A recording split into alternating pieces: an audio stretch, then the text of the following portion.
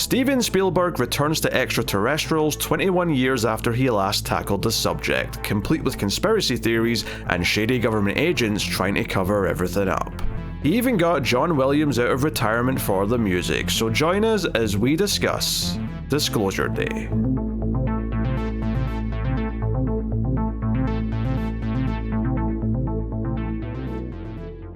Welcome everyone to the Atomic Cinema Experiment. I am Peter, and joining me as always is David. I come in peace. This is a science fiction movie podcast. We get to go and talk about a movie. It's that simple. And this week, once again, we have a new release in theaters that we went to go see, and that was Disclosure Day, the new Steven Spielberg movie. He's back with the aliens. After some time away, he couldn't help but want to go back for an extra probing or two. So we'll start spoiler free as we always do. We'll give you a warning before we get to the spoilers. And if you're enjoying the show on YouTube, please do hit the like button. It helps out a bunch. And of course, you can support everything over at Patreon and get bonus stuff. But I'll tell you more about that at the end of the episode. So I guess the first thing I have to ask, David, is where were you on Spielberg going into this? Like in terms of you know, when was the last time you were excited for a Spielberg movie? I guess that's the question I'll ask. God, that's a much different question than where I was. So, like, if you ask me where I feel like I'm at with Spielberg, I feel like I like him. Like, in the general sense, I feel like when I think about his movies, I think of them in a positive way, mostly from my childhood more than anything else, but still a positive opinion. Looking at his filmography here... Ooh, that's a bit harder. I've always been interested in watching The Post. I've never gotten around to it. The last one that I sat down and watched, and I mean at all, but also thought was like pretty okay, was Lincoln. So beyond that, I mean, going back, War of the Worlds, Crystal Skull, that's look, my opinion of him may or may not match up with the reality of him, but there's a little bit of a still goodwill left, I guess, going into this movie. Yeah, because I first of all, I thought Lincoln was one of the most boring experiences I've ever had sitting in a cinema. So that's fair. I can't get on board with that one, but I honestly, my opinion of Spielberg is very kind of like he had an era of making great movies that are still holding up, that is still important, and I still love going back to. And then that era ended, and I feel very little for everything after that era. And for me, and this, you know, obviously other people have different sort of lines here where they'll say Spielberg kind of dipped.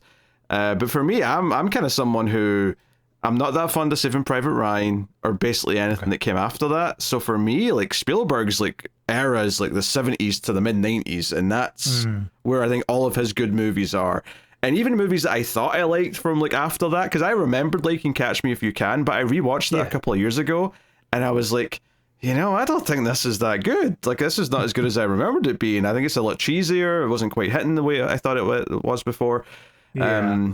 So, yeah, honestly, not been super excited. And to be fair, I've not seen everything he's done in the last, like, say, 10 years. I've been, you know, I saw The Post, actually, you brought up that one, but I didn't see Fabelmans. I didn't see, I think, Bridge of Spies was one of them. Like, so... You, of all people, did not sit down to watch West Side Story. I did not see West Side Story, no. I'll be honest, amazed. I forgot he did that. But, yes. Yeah. So, yeah, I went into this kind of feeling like, okay, I've not really been enthusiastic. And again, another one people will probably bring up is like, don't you like Minority Report? Actually, not really, no. I'm a very lukewarm in that, and I always have been.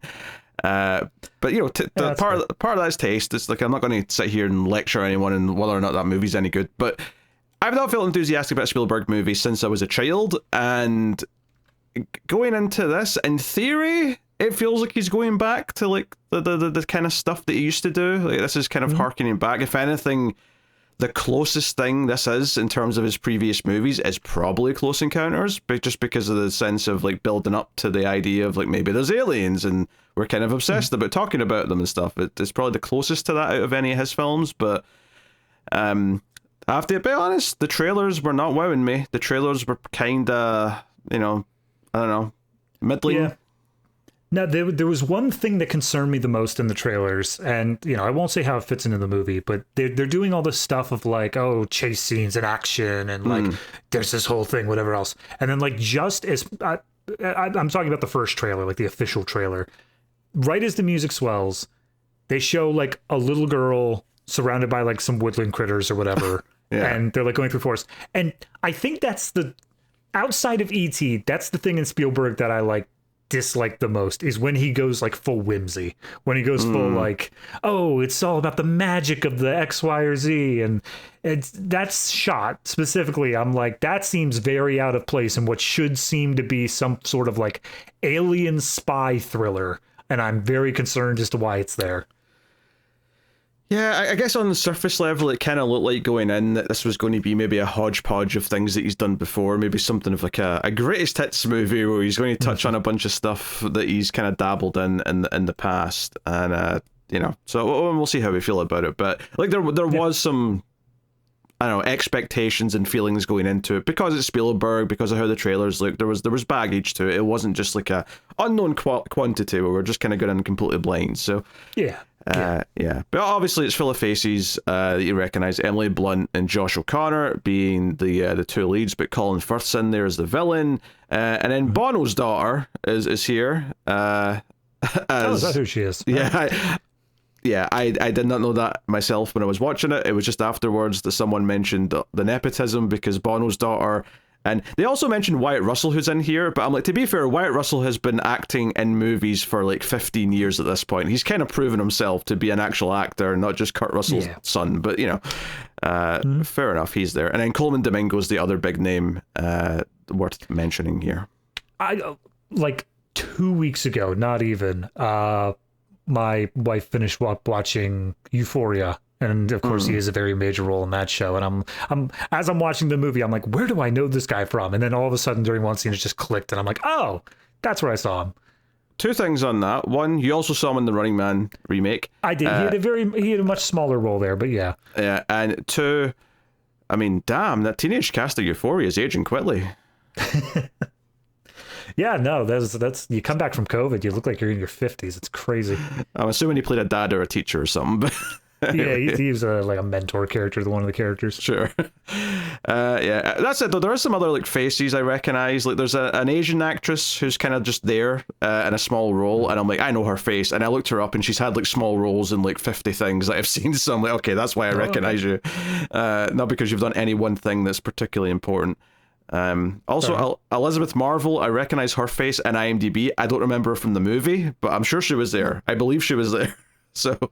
Oh yeah. Fair enough. What was her name on that? She was the nun. Oh, the nun. Okay, yeah, it's his sister. Yeah, okay, fair enough. Yeah. Mm-hmm. Well, that's why she was hiding her hair. Yeah. I couldn't see the whole picture. Mm. So yeah, and then other than that, yes, Lance Archer and Brian Cage are two wrestlers that I recognized in a wrestling match in the opening scene, so I'll just mention that because they don't really move past that scene. It's pretty much just a cameo and you're done. I do want to bring up, not so much cast, but we do need to bring up the fact that dragging this man out of retirement, John Williams doing the score. Oh, is it? I even noticed that. Yep. And that's, I guess I'll just say that the score's not all that impressive in this movie. Like, they brought John Williams back, but I was like, where's the theme? Where's that big iconic John Williams theme? Yeah, the score's unremarkable, so I'm actually kind of shocked to see you say it's John Williams, and he's in his 90s, like. Well, that's the thing. When Steven approached him and he was like, "Hey, I'm making this movie, and it's one of my best hits, sort of thing. I'm going back to all the things," and John's like, "Oh, here's like 50 of my students, all of which would be great. Like, take your pick," and he's like, "Nah, bro, I want you," and he's like, "Ah, damn it, they keep pulling me back in." Yeah, here's 50 of my students, all of whom are in their 60s. Yeah, exactly. This guy's actually already retired. He's out as well. So anyway, with all that said, I guess we'll get to the main question here. David, what did you think of Disclosure Day? I mean, I don't want to beat around the bush too much. I didn't like it. Look, there was so much promise in pieces of this movie. I wouldn't even say like the beginning. Like, random places in this movie had a lot of promise to them, but everything combined just felt like this sludge. It just felt so, I don't even know. It felt pointless in a lot of ways. It felt like the plot was simultaneously crystal clear as to like what we had to do, and simultaneously I didn't understand like half of it in terms of like what the characters were trying to actually do in a specific sense. And I mean, without spoiling too much, I think that the end of the movie simultaneously, if you're looking at the whole end, is probably the high point of the movie and also pissed me off the most. So yeah, no, there's words here. And to be clear, my little thing of Spielberg and the whimsy and whatnot, I wouldn't say whimsy, but dear God, the moralistic pandering of this movie on like 3 different fronts is pushed down your throat with force. That's a interesting take. Yeah, it's not very good. So the thing is that I think what you were trying to get at with the plot is both clear, but also not all of it necessarily makes sense. How I would phrase that is that it's very vague about a lot of the things that it's doing, but it feels like it's not vague because there's a natural element of ambiguity or mystery that's going to leave certain things open. It's vague because they just didn't write it well enough to actually have things feel like they're locked in and that we understand what the stakes are. Like, yes, obviously the whole plot's about, oh, this person who's like a whistleblower wants to reveal all these secrets about aliens, right? That's the basic premise of the movie. You get that in the trailer. That makes complete sense. But the actual debates of whether or not they should do this, the actual reasons why it wants to be kept a secret, all of those things are so brushed over in such an uninteresting way when there actually could be good conversations about those things. You know, there's forced action sequences that just kind of feel like they're there because it's supposed to be a blockbuster and not because the story actually lends itself to those things. God, I have so many problems with those action sequences. I think some of the not all of them, but some of the characters I actually think are actively kind of shit. So that's something to talk about as well. There's, I agree, there's elements in with the ending that I think are just complete bullshit. And the frustrating thing is that you're right, there's pockets or just like individual ideas where you could build an entire movie around this one idea, and it's just brushed away after that bit's over in such just a nothing way. It's just like, oh, that's it, we're done with that now. No one's even going to talk about the fact of how much of a big deal that was. Yeah. And then the final kind of ending moment of the movie is just kind of like, okay, you had nothing, so you're just trying to you're trying to feign importance with ambiguity or with like leaving something open, when I'm just like, I don't think you knew how to end the movie, so you just took this like lazy way out.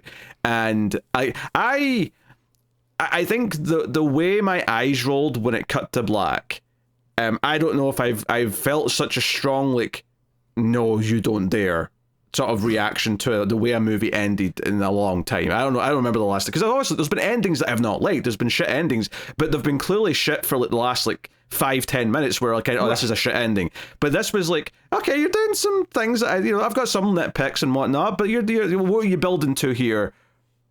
You're building. Oh, cut to black. Oh, never mind. Okay, right. Bye.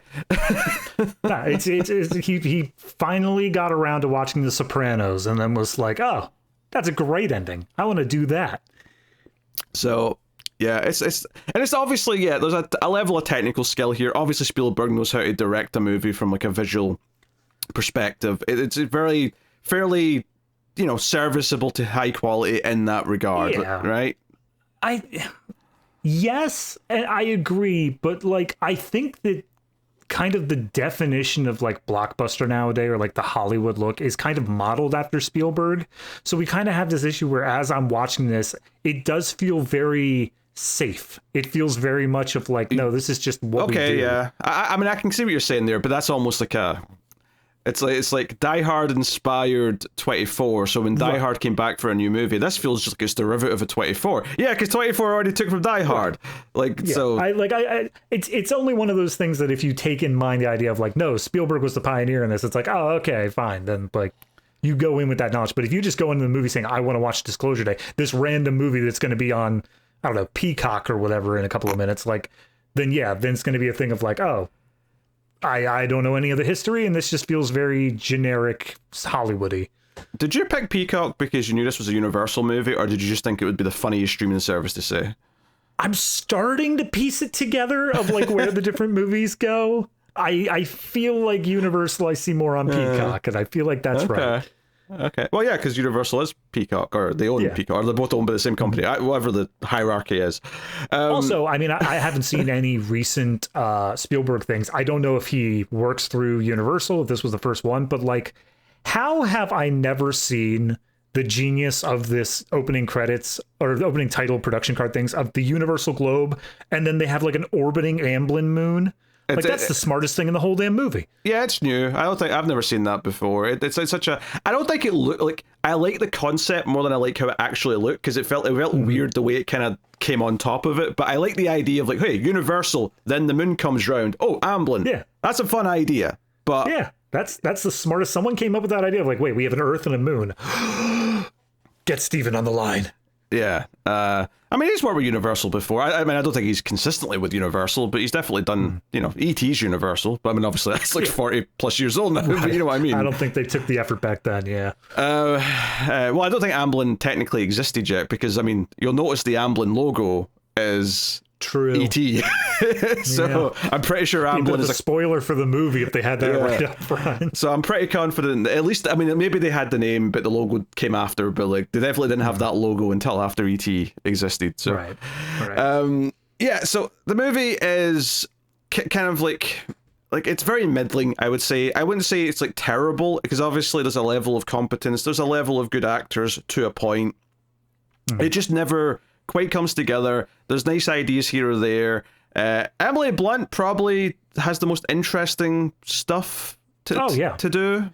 Like we constantly bring up the ideas that like actors don't have enough to work with to really like flex themselves. Emily Blunt is given just whatever she wants to do all of those scenes. Although I will say this, she has a lot of flexing in terms of just raw acting. That is absolutely true. She gets to do a lot of things here, right? And that's great. She has to speak other languages that I'm sure she had to just learn phonetically, because but the thing is though, is she doesn't have that much like breathing room though, in terms of like a deep character who has like emotions to express. Like there's a lot of tough stuff to do as an actor in terms of like, oh, I have to pretend to know this and then that and then this and that. I have to switch like emotions and stuff. But it's not like some deep character study where there's a lot of like gravitas to like and subtleties to what she's doing. And that's not her fault. It's not there in the script, right? The story is not there to give her that. But I'm distinguishing between the two types of acting kind of like prowess. Yeah. No, there is not a single character in this movie that has that. Like, there are characters that almost pretend to have that. I'm looking at specifically one, but like for the most part, it's just surface level. Here's what we need to get us to the end of the movie kind of characters, rather than deep things. Yeah, there's also like two other stories that I want to heavily compare it to. I can't until spoilers because of where things go, but it felt like a mash of two different things to me. Both of which are better. So, I'm sure. You know, and neither of which are Spielberg, for the record. As much as I compared it a little bit to Close Encounters, there's two other more direct things that you could compare it to in different ways. I had one in mind. I'm curious if we overlap on that. But yeah, no, I think that this movie, the one thing I'll give it is there was a lot of eye rolling from me in the audience, but there was never like, I felt like we were just padding. Well, I shouldn't say never. It didn't feel like like a large section of the movie just felt like we're padding it out to get this to like the 2.5 hour mark. Like at a certain point, I was like, okay, every one of these scenes serves a purpose. It's only looking back on it that I see like, I'm just going to point to one character specifically without spoiling it. There's one character who we could just cut entirely. Like, just almost useless every single time that we cut back to them after a certain point. It's mind-boggling that they stuck around. Yeah. I will also say that while I appreciate kind of the ultimate message of the movie, like they earn this moral it wants to get across, and this is part of why I'd compare it to some other things that do it better. Ultimately, it feels very haphazard and kind of forced in a sense where it also feels like a movie where the first draft was probably written at least 30 years ago, maybe 40 years ago, because some of the things that it has going on in the background is like I feel like the world's moved on from like bringing this stuff up. But okay, all right, I guess we're still pretending that we're in the Cold War. All right. Yeah. You know, it was super weird when Emily Blunt turned around and said, "Last week I was there when the towers fell." And I was like, "Wait a minute. That seems wrong." Yeah, it feels like a story idea that's been sitting around for decades, and they brushed it up ever so slightly for a modern. Like, Yeah. you could have just said it in the past if you wanted to, but they didn't. Oh yeah, quite do that. I'd be fine with that. I mean, if you're doing a greatest hits of Spielberg, setting it in like the mid '90s, are you kidding me? Like that would have taken all of them back. Honestly, I did see someone say, "Would this movie have been better if Spielberg had made it in like the '90s?" And I'm like, honestly, it might have been, like, because some of the stuff that is a bit irksome with, you know, the CG, because some of the CG is a bit rough as well, actually. I didn't mention that yet, but there's some animals that look spotty, shall we say, and they're not cheetahs. Yeah. Thank God. But like, it's like, yeah, like, because you can see, because this doesn't need to be a blockbuster in a 2026 sense. This could be, you know, like, there's no reason why this budget couldn't be half the amount. There's no reason why this can't just be treated as more of a chase thriller that doesn't need quite as extravagant stuff in terms of set pieces, and could maybe even fit into the time better if it was made in a different era of filmmaking. But here, try to fit into the 2026 mold, it feels kind of weird, this weird hodgepodge of the modern, but also old, and not quite gelling together. Yeah. For me, it felt like this was greenlit, and I'm looking at the dates here. It says summer of 2023 and like summer of 2024, Universal was distributor. I feel like this was all kind of in that period where, like, for whatever reason, the Navy and all that were pushing like, oh yeah, UFO stuff. And like, it was a little bit in the zeitgeist, but it never quite got to like public of like, oh my God, yes, this feels like it all took place very specifically during that period for me. I could see that. It's also, that's the other thing with the movie, is that like, some of it's very far-fetched, and I'm not talking about the possible existence of aliens. I'm talking about the belief that certain things will cause any kind of reaction or be enough to actually, you know, like, there's just a lot of stuff where, like, after the last like 5-10 years, I'm like, I don't believe any of this would be as impactful as you think it would. Well, yeah, that was post-COVID, the whole thing of just like, if you ever criticize a zombie apocalypse film for someone like getting themselves infected in a stupid way, you just look at COVID and say, yeah, they'd probably do that. Yeah. It proves some bad movie tropes right, which is the weirdest thing for the world to do, but it did. But I mean, it's the reverse here, where it's like they assume the betterment of humanity. They assume that like humanity will maybe do this thing, and it's like, will they though? And to be fair, I think there is a story about trying to like get humans in the movie to the point of like the more earnest. David's knocking things over. My light fell. But you know, there is, I think, a version of this type of story that what does work in modern day, that's trying to appeal to the better side of humanity, that is trying to promote empathy and kindness, and can be. In fact, honestly, we kind of had it. It was called Project Hail Mary, and it was delightful, and it was uplifting, and it was inspiring, and it can happen.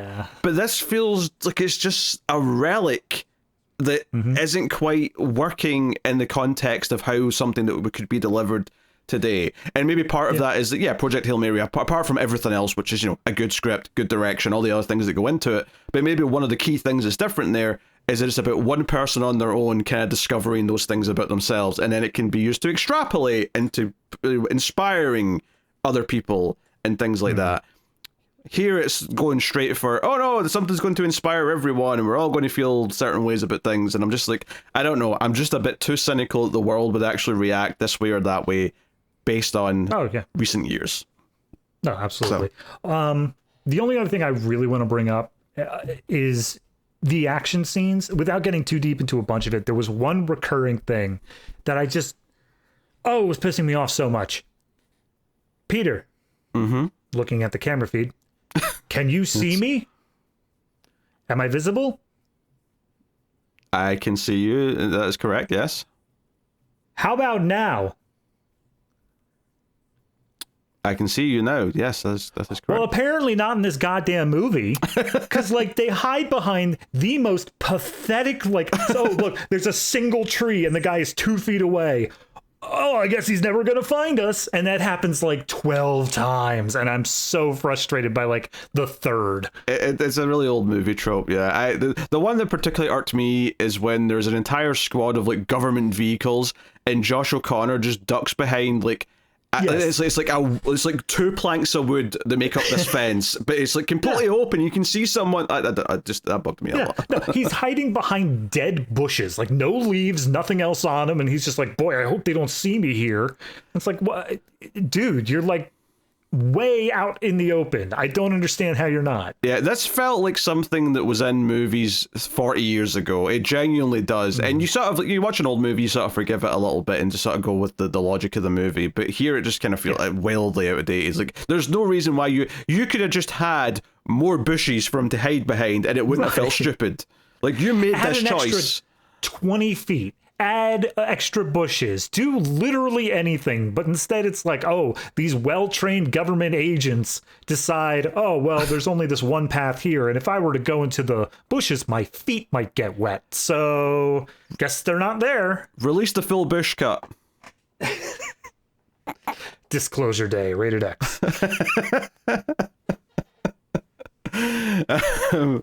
So as far as anything else goes, before we get to spoilers, CG's pretty ropey in places for such a big budget movie. I found some points, maybe it was just my theater speaker system, but I found at some points Colin Firth's accent was like a bit too for me.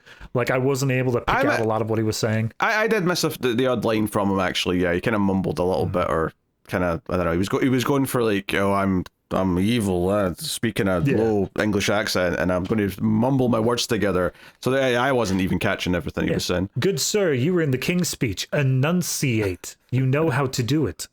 Oh dear. He also feels a little, I don't know, I wouldn't necessarily say miscast, because I think the character itself is just kind of underdeveloped, so therefore I think everyone would feel kind of off in this. But it felt a little bit out of place to me, because I'm like, yeah, you feel like you're an actor who does Shakespeare and you do, King's speeches and serious dramas.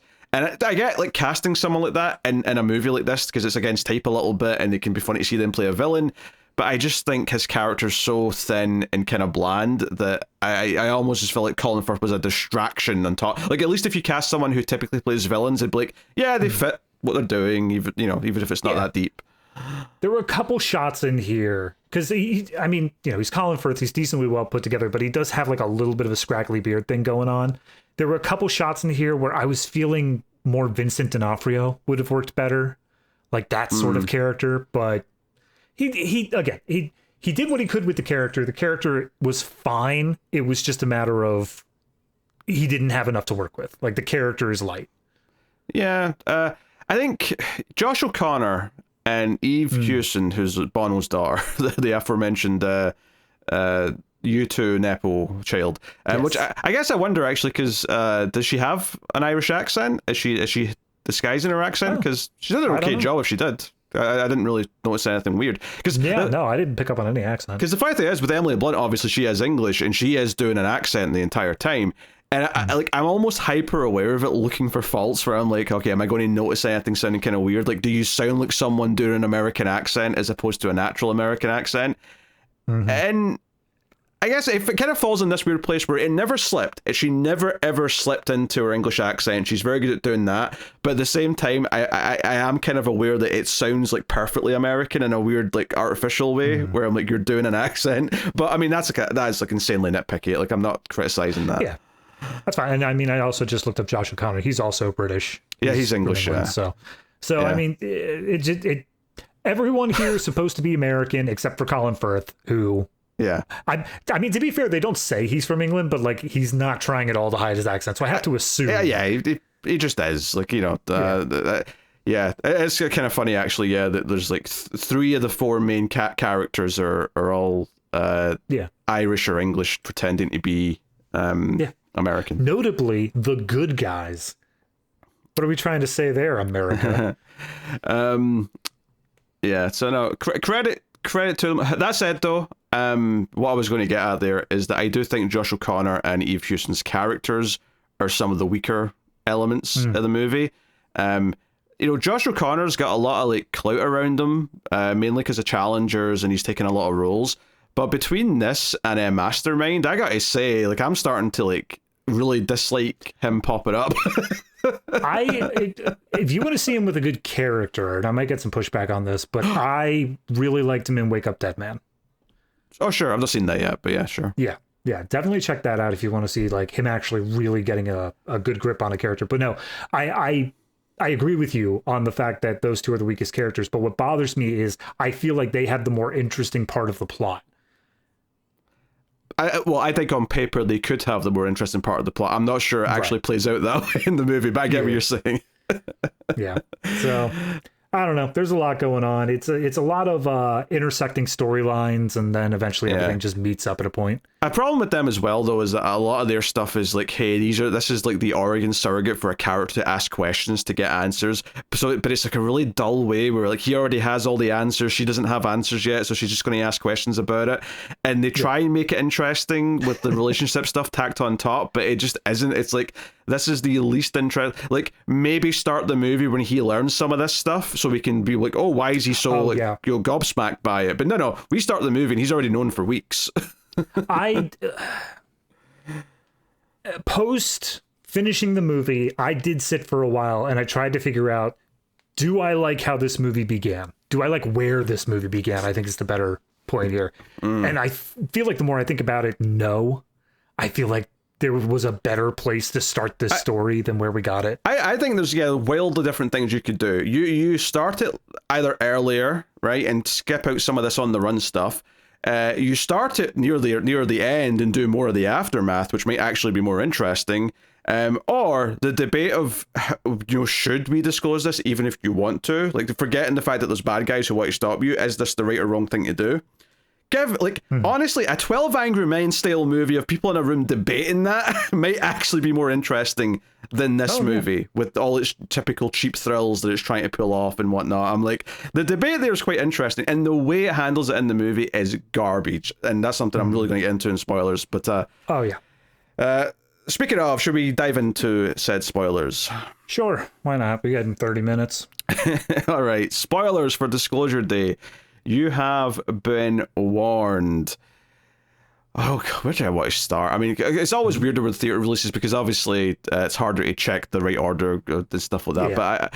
But I guess the thing I alluded to there is something I do really want to bring up, which is the one debate that comes up. Once Jane, the girlfriend character played by Hewson, sees and learns about what the secrets are, which is aliens are real and these bad people have been torturing them and interrogating them and using their technology for years, all that stuff, right? We'll get into all that a bit more later.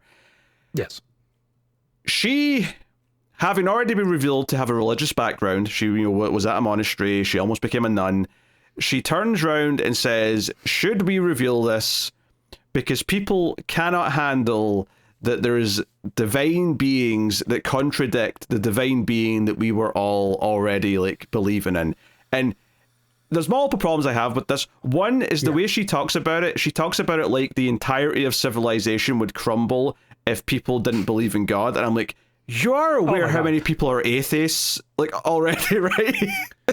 Dude, God, I hated that scene so much. To be clear, this scene happens probably like half an hour into the movie. It feels like end of Act 1, like we're building up 30, 40 minutes, somewhere in that kind of range. Yeah. So, during this sequence, to be clear, she's seen some security tapes, which effectively amount to they were torturing the aliens. Like they were see them. Interrogating. We see the grey aliens, traditional grey, and I'm fine with them being traditional aliens. I'm cool if that's the direction you want to go in.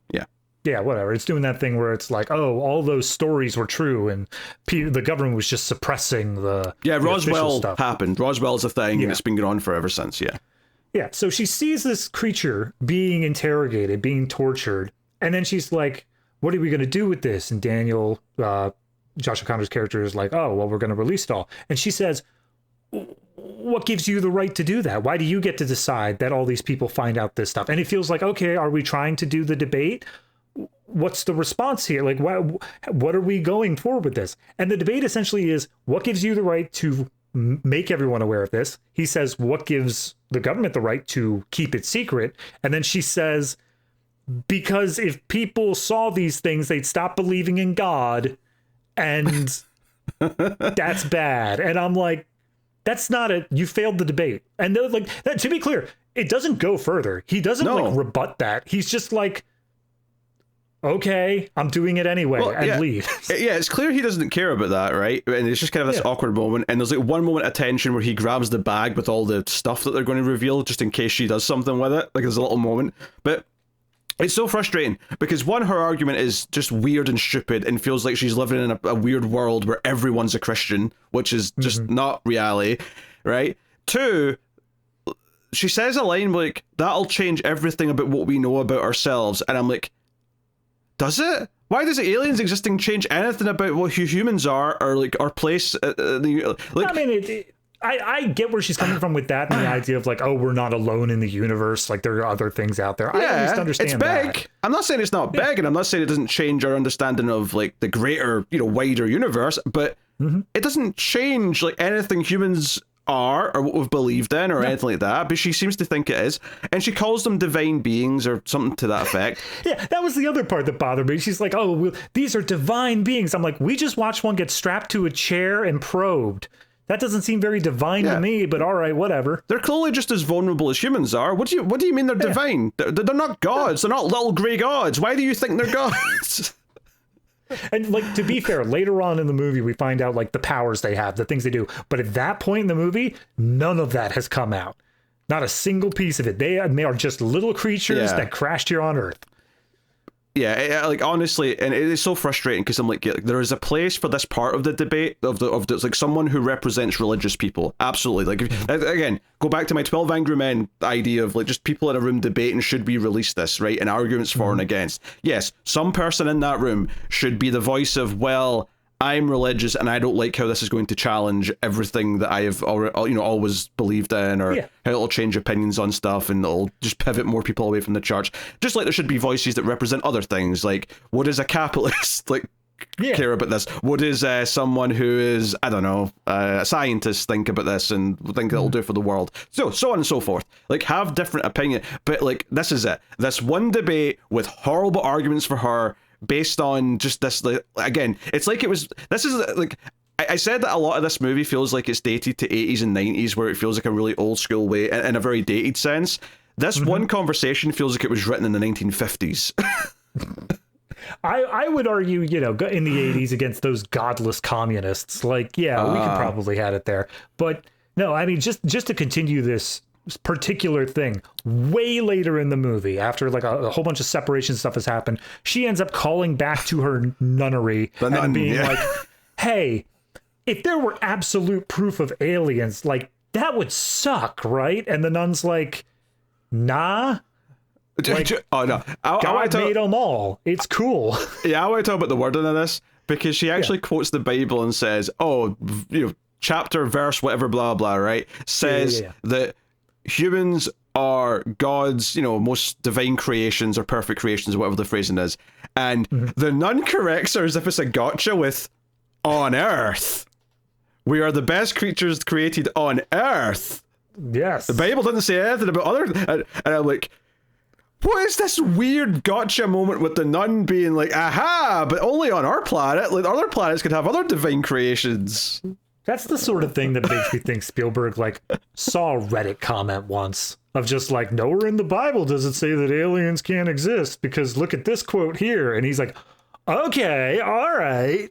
It's you know what, it's like a technicality. It says on Earth, which you could read to mean other planets, though, or fair game. It's like saying there's no rules in the rule book saying a dog can play basketball.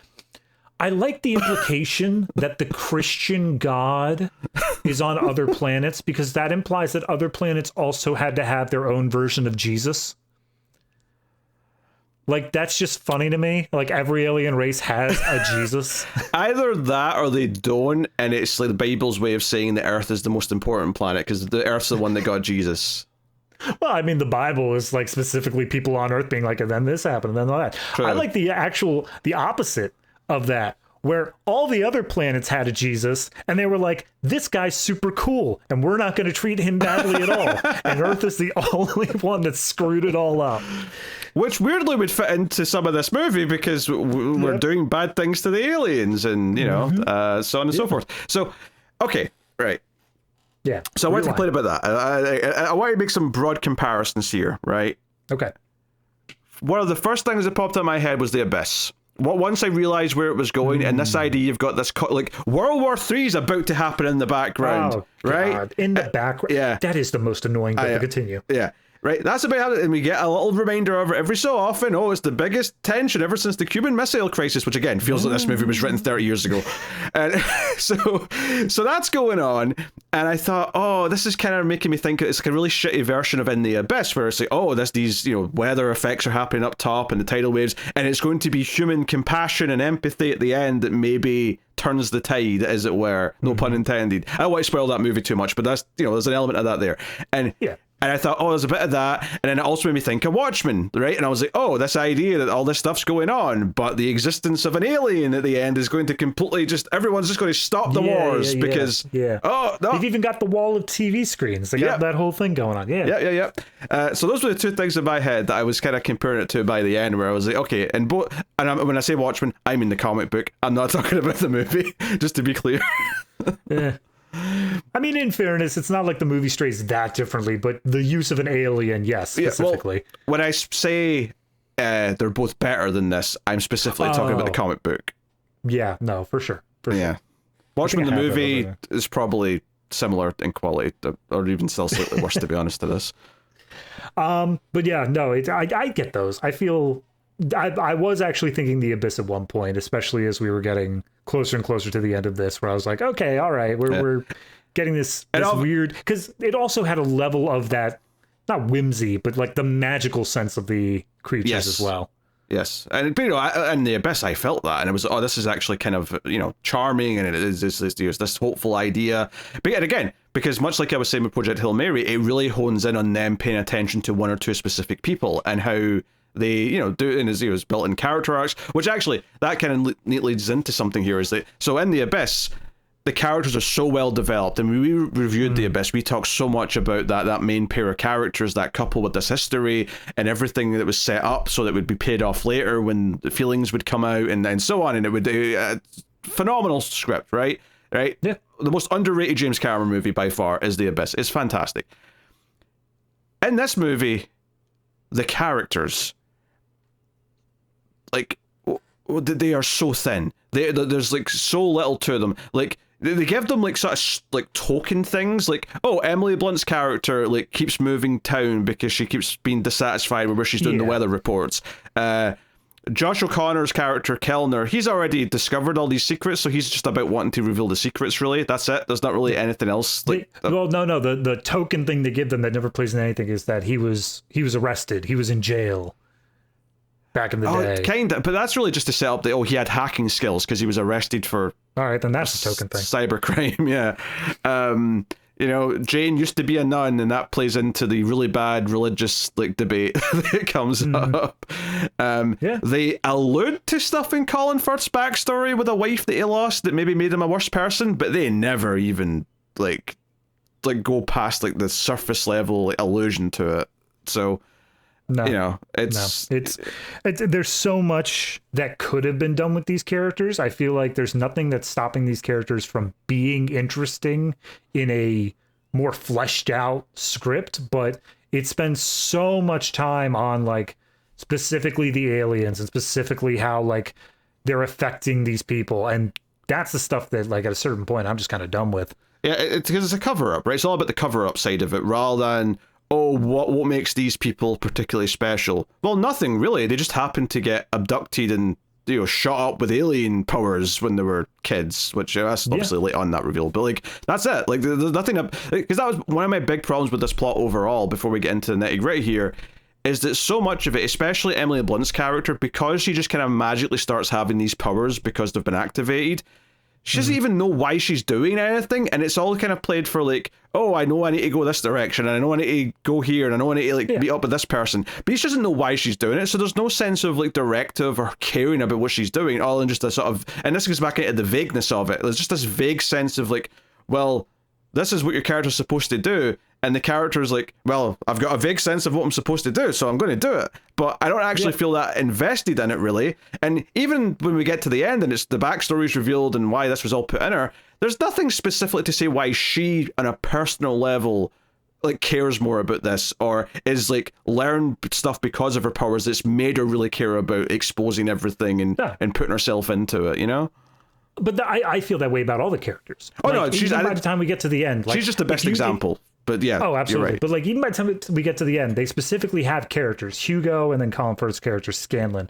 Both of them diametrically opposed. Like, they are the leaders of their respective groups. They absolutely are the ones who are calling the shots on keep this hidden or let it out into the open. They have one conversation where they just sit down and have that debate about it.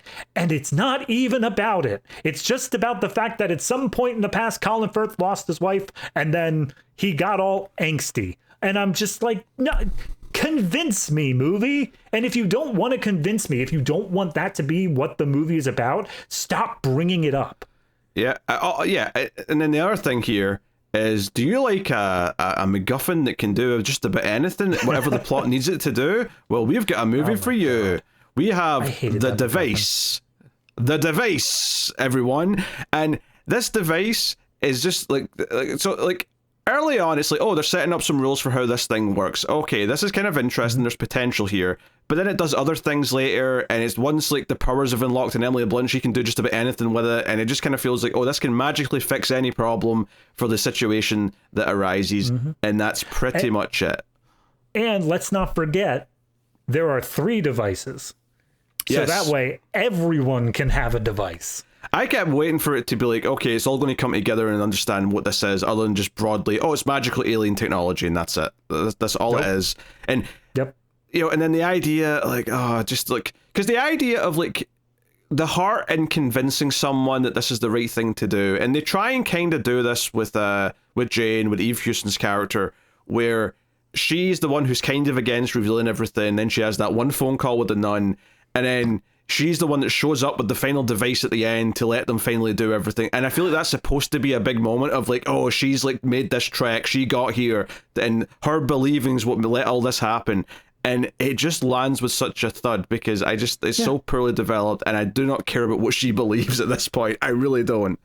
No. And I mean, look, if we're just skipping around, if we're just doing like whatever the hell's going on here, I need to point out the fact that this entire movie is built around the idea that they bring it up over and over again, 79 years, this group, Wardex, that Colin Firth is in charge of, has been keeping the secret of aliens. He's basically like, yeah, we don't even tell the president anymore because the president goes back to being a civilian and they're not worth opening up that sort of Pandora's box to. So we're the ones who keep the secret. And by the end of the movie, not only does Colin Firth have a change of heart, which if you want to say that's his character arc, fine, I disagree. But then also the rest of the Wardex, everyone else there, including the second in command, is just like, is that it? And Colin Firth goes, yeah. And then they just leave. They just leave. And I'm like, what? Also, I think I would dispute change of heart as a phrase. He just kind of gives up. Yeah. That's what I'm saying. If you thought that was his arc. Yeah. It's not like he, like, this, you know, like has this change of heart and sort of says, oh, like, okay, the cat's out of the bag, I'm going to let this all unfold, or I finally realized that this should happen. He just kind of realizes that he can't win, and he just sits down and stops trying. And it's the most unsatisfying, you know, antagonist I've ever seen. Like, there's nothing interesting about this. Yeah. No, and to be clear, you were right. It feels like he just realizes he can't win this and gives up. But like, they're in a new studio and I'm pretty sure they're the only ones with guns.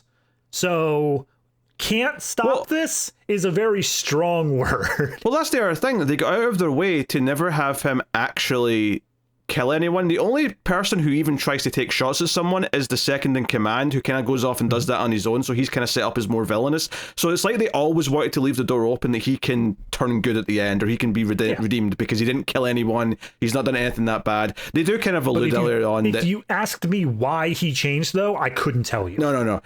early on in the movie, they kind of allude that, oh, like, they'll kill us if they find us, but we never actually see if that'll happen, and Colin Firth never actually says that he's going to kill them, so it feels very toothless. Throughout. So that's a problem. Yeah. Anyway, let's rewind. Let's go back and kind of work through some of this stuff that happens. So let's stick with, because they converge eventually, but let's keep the two camps separate for now. Josh O'Connor and Eve Hewson, so Kellner and Jane. Jane's his girlfriend. He's already trying to like sneak away with all the stuff that he stole at the start of the movie. Yeah, we open in media res where he's already been contacted by Vortex because they know he stole all of their stuff, including a MacGuffin and a bunch of security tapes, and they've already kidnapped his girlfriend. So this is a trade-off where he's giving back all the stuff and he gets his girlfriend back. Yeah. So the trade-off kind of happens, but he keeps the MacGuffin thing and he sort of holds it out in his hand. He puts a glove on to do it, but everyone immediately freaks out and it's like, oh shit, don't hold that too tight or something bad will happen. And they treat it like he's holding a nuke. Like, this is like, don't shoot him because he might like trigger it. So we have to all, it's like, okay, you're doing an okay job of setting up how big a deal this thing is, but at the same time, it's so kind of goofy the way he's just holding this little rock thing out in his hand that it doesn't actually look that good on camera. Like, it never felt like an exciting sequence to me. Yeah, no, I agree. I feel like it should have at least like glowed or something like that, like anything to show like, oh, this thing has energy or this thing has power. But he's basically just got like a highlighter and he's just like, don't make me use this. A little sound as well, maybe a little hum. You just a little, you know.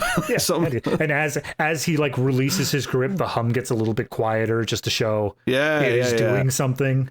But they steal a car, they go on the run, he's like, oh, we can't go anywhere that I've ever been before. He also calls Colman Domingo, who's like the person in charge of this resistance, and he's like, hey, don't go here, don't go there, stay hidden for a day, blah, blah, blah. That's Hugo is basically just like, oh, by the way, you were supposed to do a drop-off, but now you're like my main guy, and I'm just going to keep you in the loop of these things up until the delivery date, the disclosure day. Yeah, also, like Josh O'Connor, it's already hinted at that he's kind of special, I guess, and that's why, you know, Colman Domingo probably was always going to keep him like on board as this. Anyway, so they spend the night at the monastery. I don't really have too much to say here, all it's just it reveals some character stuff that she like lied or didn't mention the part where she almost became a nun in their relationship. Yeah. They try to do like the liar revealed sort of plot point where Josh O'Connor's like, you didn't tell me you were a nun. And she's like, I'm sorry. We're talking about secret keeping and you're the guy who like was on the run from Black Ops agents. All right, let's talk about that for a minute. And the only thing that stood out for me in this scene is it felt like everything as they were telling their backstories and like all this stuff that happened, it all happened really recently. Like, she just left the monastery 3 years ago. He just got out of jail like 2 years ago. It all felt like this should have happened back in like their early 20s or something like that. I mean, what age is this supposed to be? I still thought they were in their 20s. Maybe, but I'm 2 or 3 years is still like a little bit too soon for me. Honestly, the main thing for me was just how little chemistry they had. Like, I never felt that they were a couple. I never felt like they had any kind of passion with each other. And it all just felt like clunky exposition for character building's sake. Which, don't get me wrong, you should build your characters. You should try and get this stuff across.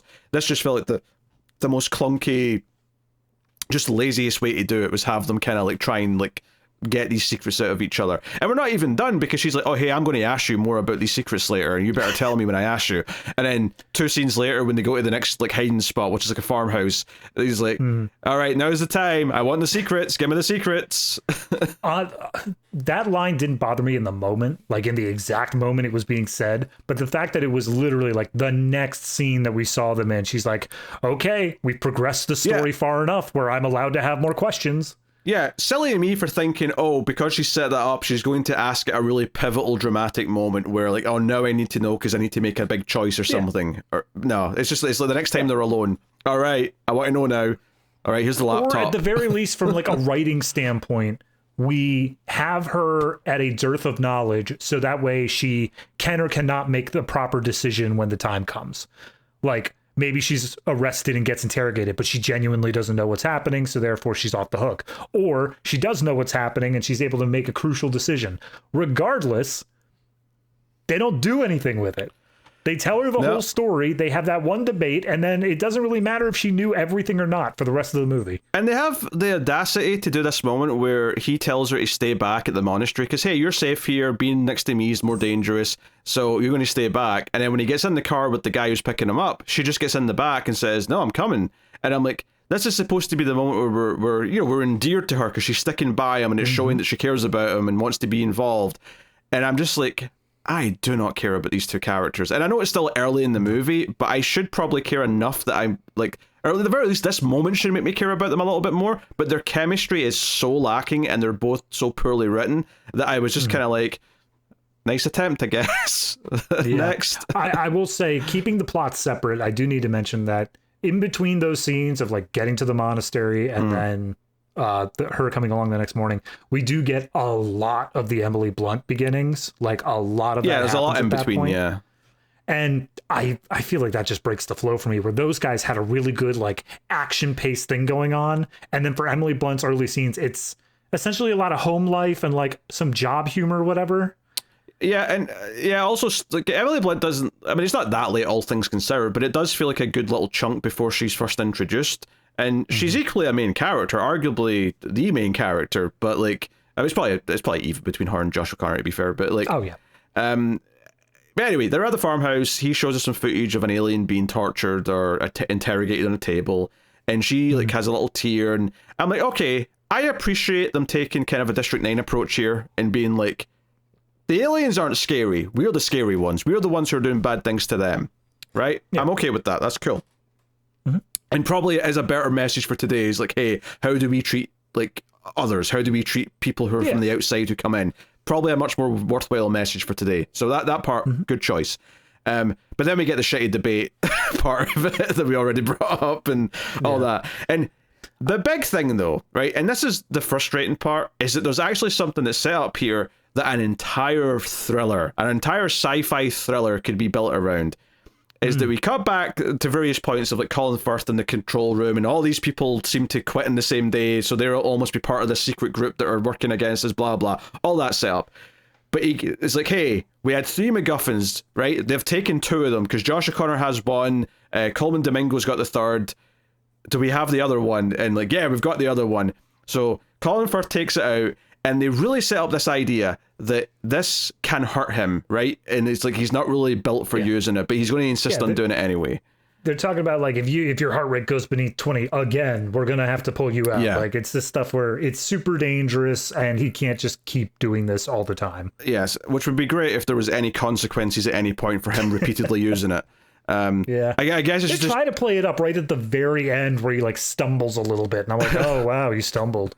Yeah, if anything, it's really just to show how special Emily Blunt's character is, because she can wield it as much as she wants later on. But that's it. But anyway, so this thing has other things it can do as well. But let's just focus on the main one it does here, right? Yeah. Which is it can reach out and find someone, right? So he tries to do this to Josh O'Connor's character. He holds it in his hand. He looks at a photograph of Josh O'Connor.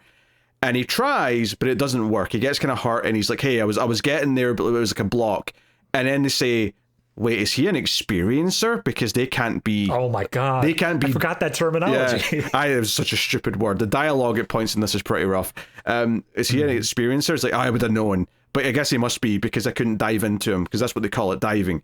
Okay, but what about the girlfriend? Is he with the girlfriend? And I'm like, okay, as much as I hated some of that dialogue, you're setting up some clear rules here that while he can't have this magic MacGuffin like used to detect him, it can detect people he cares about that are with him because they're normies. I'm like, okay, that's interesting. And sure enough, he's out making a phone call to Colman Domingo. She's on her own in the farmhouse, right? I need to point out, they specifically said these cell phones are satellite phones, which the one thing about satellite phones is signal is not usually that big of a deal. But as he's here in this farmhouse, he's like, got to go up on the hilltop so I can get better signal. Look, this farmhouse is secretly a Faraday cage, okay? Sure. That's all I've got for you. Why not? May as well. Right? But so he does this thing where he reaches out and it establishes a couple things, right? Now, admittedly, it's a little bit maybe too much at once, because at first it's like, okay, you see her eyes change and his eyes change, and it shows that she is effectively mimicking his moves, like he's puppeting her, right? The idea that he is linked up to her and he's controlling her arms. but it also lets him like talk to her as if he's in the room, like she can see him. So she sits down and they have this conversation, and he basically, and I guess this is another bit, like, I'm forgetting some of the, I'm remembering things as I'm talking about it, where it also seemed to like let him like force answers out of her, because she like has to tell the truth about, like, because he's like, hey, where are you? She's like, I don't know. Well, where were you driving towards? Did you pass any road signs? Like, and she, which by the way, I thought, oh, this is unlocking everything, because this is like almost photographic memory levels. But then he eventually gets to a question where she's like, oh, I don't remember that. And I'm like, wait, you remembered all the turns you took to get here? That's not normal for a direction that you've only been once. No, I understand where they were going with this, because it just, the power set is broad, but it all basically delves down to complete, like, just unlocking of the mind, whether that's being able to talk to her and like get her to confess things, whether it's controlling the body, all that sort of stuff. And there is fight back from her. She, of course, she's trying to resist. She's got a little crucifix in her hand that they specifically show she's squeezing so tight that it like draws blood. And it's the same hand that he's holding the device in, so it's kind of mimicking how hard he's holding that. So it's like, okay, it's like establishing this stuff. So he gets a bunch of answers from her, and it lets his team kind of deduce where the farmhouse is, blah blah, right? Yeah. And it's like, can I just real quick jump in? The places they were giving were like 30 minutes from my childhood home. Like all the places they were saying, I was like, that's weird. I've been there. Please stop. No, this wasn't Missouri, because Missouri is where Emily Blunt's character was in. This is in Maryland. This was in Maryland. Okay, yeah. Mm-hmm. All right, fair enough.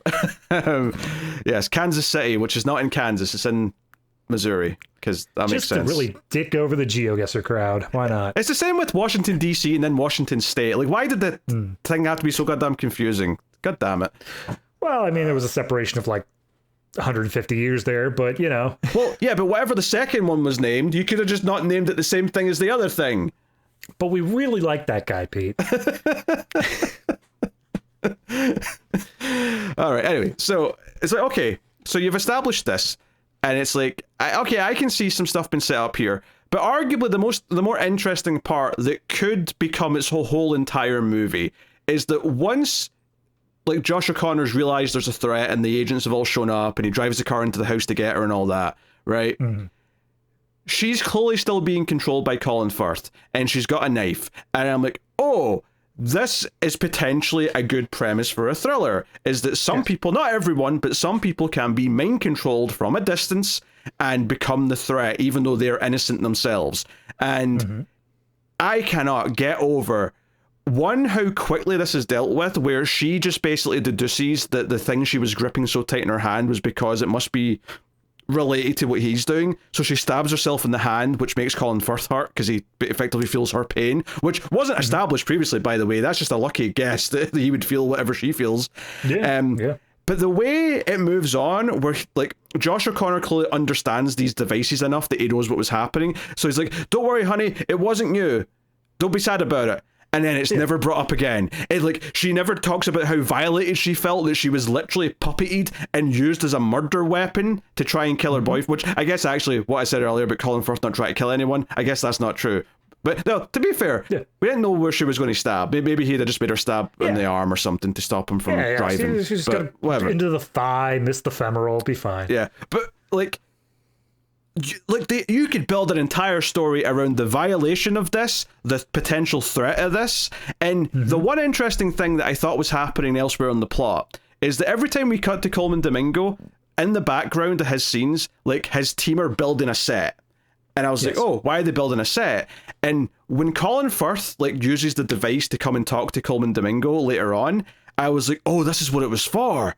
This was so that he couldn't tell where he is because there's no hints, because it's a fake house, it's a fake set. This was all about I was like, that's so smart. This is about tricking the abilities of this thing. This was like, you've set something up and you've got characters who are smart enough to play off that.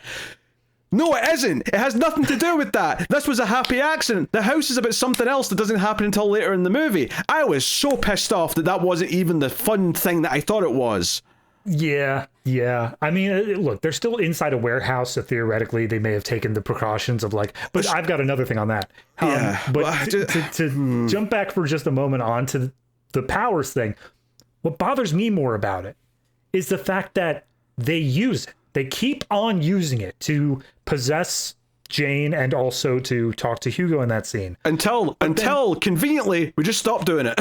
Right, because the Hugo scene ends, skipping ahead in the story slightly, the Hugo scene ends with a couple of no-name who gives a shits walking in, and now, there's two other people who weren't as careful as Hugo that they can now use to triangulate positions and whatnot. And like, okay, that's cool. But notice I said they can use to triangulate positions and not use to take over their bodies, which would be the obvious thing that you would do if you had an entire dossier on them, which they did because they're previous employees, but also they're right there, already in the building. You don't need to mobilize your whole goddamn task force if you know these two are right there. Yeah, he could take over them. Why not just take over Colman? Because Colman's not a special person like Emily Blunt and Josh O'Connor is. So why not just take over him and have him walk around and stab people at his team? Yeah. like literally, there's so many things that he could do with this device based on what they've set up. And like I said, I was into the idea that you've established this technology and you've got proactive characters finding ways of fighting it.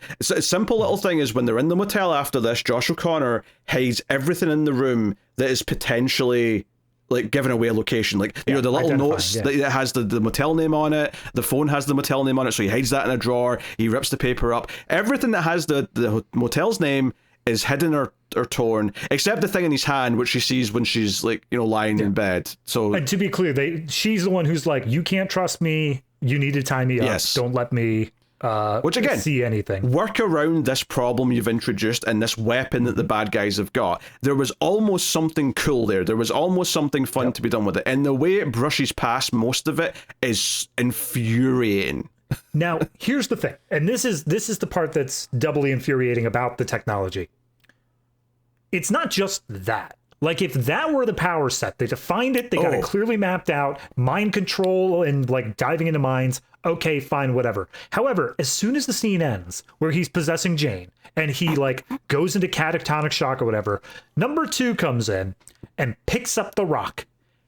And I guess he's holding it too tight, and he just Thanos snaps out of existence for like 5 seconds. I thought he died, and then he came back after 3 seconds, and I thought, oh, so it just turned him invisible? And obviously there's even more powers this thing has, but we'll get to that later because that's all the end of Emily Blunt's plot. But like, but like the fact that he disappears, you would think that would be a thing of like, oh, okay, they're teasing future. No, there's no future power here, at least as far as I can tell. Like, you said invisible, I think he just straight up like vanished into the void for a second. And he also, other than just being like a little whoa, like right after, it never matters later on that he went into the void or disappeared. It never, like, you know. Yeah, I mean, he's like, we already said, Colin Firth may or may not have a redemption by the end of it. This guy is evil beginning to end. This would be a great point where he could be like, I saw something. It's just darkness on the other side. This is what they could do to us, is like torture us forever. We have to stop them from ever being known. Anything to give him a little bit more characterization. But no, he's just evil because he looks more evil than Colin Firth.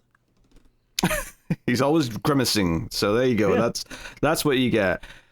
So at the motel, when the bad, well, as I say, it's the bad guys, just the local authorities show up because obviously they're nearby.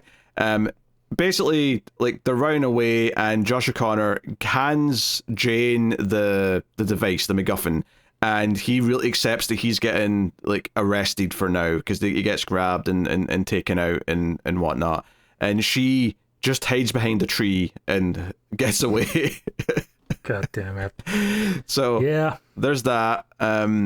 And yeah, basically, it's not too long after this where the plot does converge with Emily Blunt, because you know, she's on her way to him as well. Yeah, he gets caught up by Colin Firth, and then he's like about to start being tortured, and that's when Emily Blunt just shows up. Yeah. So to rewind to Emily Blunt's side of the things, she's introduced. She's got a huge loft apartment with her boyfriend, Wyatt Russell. She works as a weather girl for a small TV station. He works Wednesdays and Sundays exclusively, playing whatever trash indie music he makes. They can afford a 3,000 square foot apartment. Sure, whatever. I mean, at least it's a cheaper apartment of this size compared to, say, like, you know, New York or LA. They're in Kansas City. Yeah. Yeah, slightly cheaper. But yeah, she's like having doubts. She's like, I want to move again. And he's like, oh, we just moved from Dallas. Can we stop moving, please? Blah, blah. But the big thing here is that she wants to be an anchor. She wants to, which I guess pays off at the very end, but it's not that big a part of her character, so who cares? But she wants to be an anchor, not just a weather girl. She's made an addition, which he barely looks at and just sort of like clearly lies and says, you're great. It doesn't seem to care or whatever. Clearly this is a relationship that's on the downward spiral. They're heading towards breakup territory, even though they're still being nice to each other. But a bird appears, because I was wondering actually from the poster, because the poster to the movie is like Emily Blunt's face with like a silhouette of a bird over her face, and I was like, oh, what's the bird got to do with it? So the bird shows up and she stares at the bird for like 10 seconds, and it's like, oh, weird trance-like moment, and I'm like, wait, is the bird an alien? Is the bird unlocking abilities? The boyfriend the entire time is sitting there like, wow, this is cool, check it out, there's a bird sitting on the table, and she's just it's like, okay, bird's going outside now. And then she just talks for like 30 seconds in Russian, and he's freaked out because she doesn't speak Russian. And then afterwards, when she starts speaking English again, he's like, why were you just speaking Russian? She's like, I don't speak Russian. What are you talking about? And she's just Oops, I'm late, gotta go. Yeah, I gotta go. But it's okay. It's establishing some things, that she can understand things. Now, why she specifically speaks Russian there, I don't know if there's a reason for that, but most of the other ones are prompted because someone else speaks a language, or she can kind of like...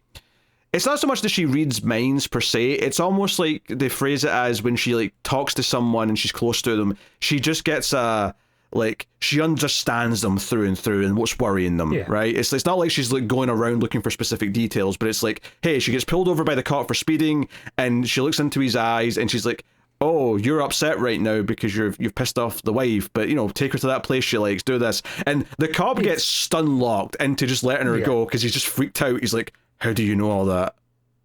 It is the best description I could come up with for this is it is a character who is on the last go around of a time loop. After they've already discovered everything they need to know about all the characters, they know exactly what to say to every character that will get them through the day. Yeah, and later on that turns into straight up, like in the other characters' heads, she appears as the loved one that she is like referring to. All right, so that comes later. Also, just to really drive home the idea that this movie should absolutely have been made 20 years ago, as she's driving into work, they start playing The Sweet Escape by Gwen Stefani, which, like, that was crazy to me of like, okay, you're playing a pop song, but it's like early 2000s pop song. Why is this here? Retro nostalgic music or something. Sure, whatever. Obviously, you hear stuff on the news as she's going in about tensions and World War III being on the brink of happening and whatever else. Okay. Did you care? No, because this felt so tacked on and like such a poor, like again, like a very poor version of what they did in The Abyss or even like Watchmen, where it feels like. Just this dated concept of what the tensions would be, because it is directly supposed to be like tail end Cold War, even though it's still clearly 2026 in the movie. I'm pretty sure that they were saying one of the major aggressors is like North Korea in this. Yeah. So, I mean, it's not impossible that North Korea would do that, but that also feels like we kind of have other bigger threats than North Korea right now. Yeah. But that's why I was a Korean guy in the studio, and again, this is another moment where Emily Blunt just starts speaking Korean to him, and everyone's freaking out, like, what? Like, since when? What's happening here? Yeah. But, it's establishing that she can speak to anyone and understand anyone and gets these, like, psychic kind of, like, intuitions from them. And it's like, okay, we're establishing what the power set is, that's fine. And then the big thing from the trailer, which is what comes next, is that she goes out to do the weather, and then, like, a word into it, she starts going... I, too, get poppy seeds stuck in my teeth after my bagel. And it's like, and Colman Domingo's like, oh, finally, the other one's awakened. We know where to go now. Sleeper has awoken. Right? And obviously Colin Firth people see it on the news as well, and they're like, aha, we have to go find her. So that kind of like is drawing her into the plot. Can I... just a little thing, since we already talked about the Daniel plot of things. Yes. When he's on the phone and he's talking to Hugo, he sends him the video and says, hey, check this out. She's the one you're going to need to meet up with. She's got special powers or whatever. And Daniel watches it and he's like, What special powers? I don't know what you're talking about. She's speaking perfectly crystal clear English. And Hugo goes, wait, what? What are you talking? It's alien. What is? He's like, what are you talking about? I hear it as perfectly crystal clear English. And Hugo has like this mind expanding moment on his side. If he's like, oh my God. But then later on in the movie, he specifically says, oh, hey, Margaret, Emily Blunt, we knew it was you. We were just waiting for your powers to awaken. We'd known it's been you forever. Why did he not know Daniel would also have something? I think he does know Daniel also has something. I just don't think he knew how it would like intermingle with Margaret's stuff because Daniel's whole thing is that basically when his powers awakened, and it's why he was such a good hacker, is that he can basically just speak in math. Like you know, it comes to him just like English, where he just sees binary, he sees numbers, and he just like, so basically he hears all these equations coming out of her mouth when she's speaking, but obviously we're just hearing a bunch of clicks and clacks and whatever else.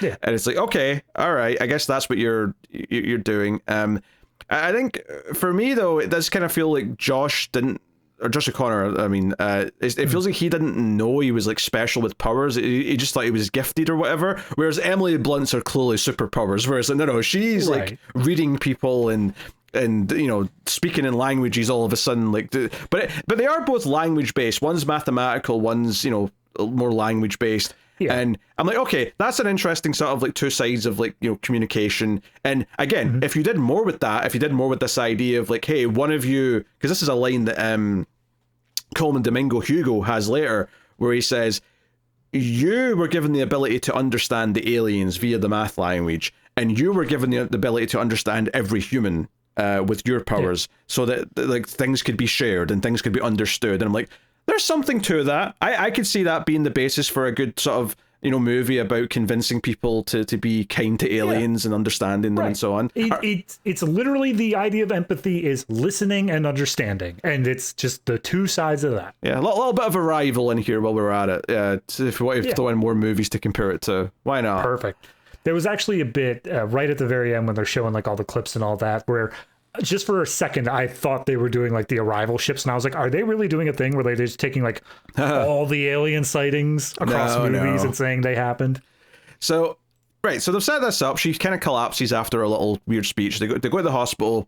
Wyatt Russell's with her, and she's getting an MRI, and you know, she's kind of played to be kind of this lighthearted ditzy character at first, where she's just kind of like, oh my God, do I have Parkinson's like my dad? What's going on here?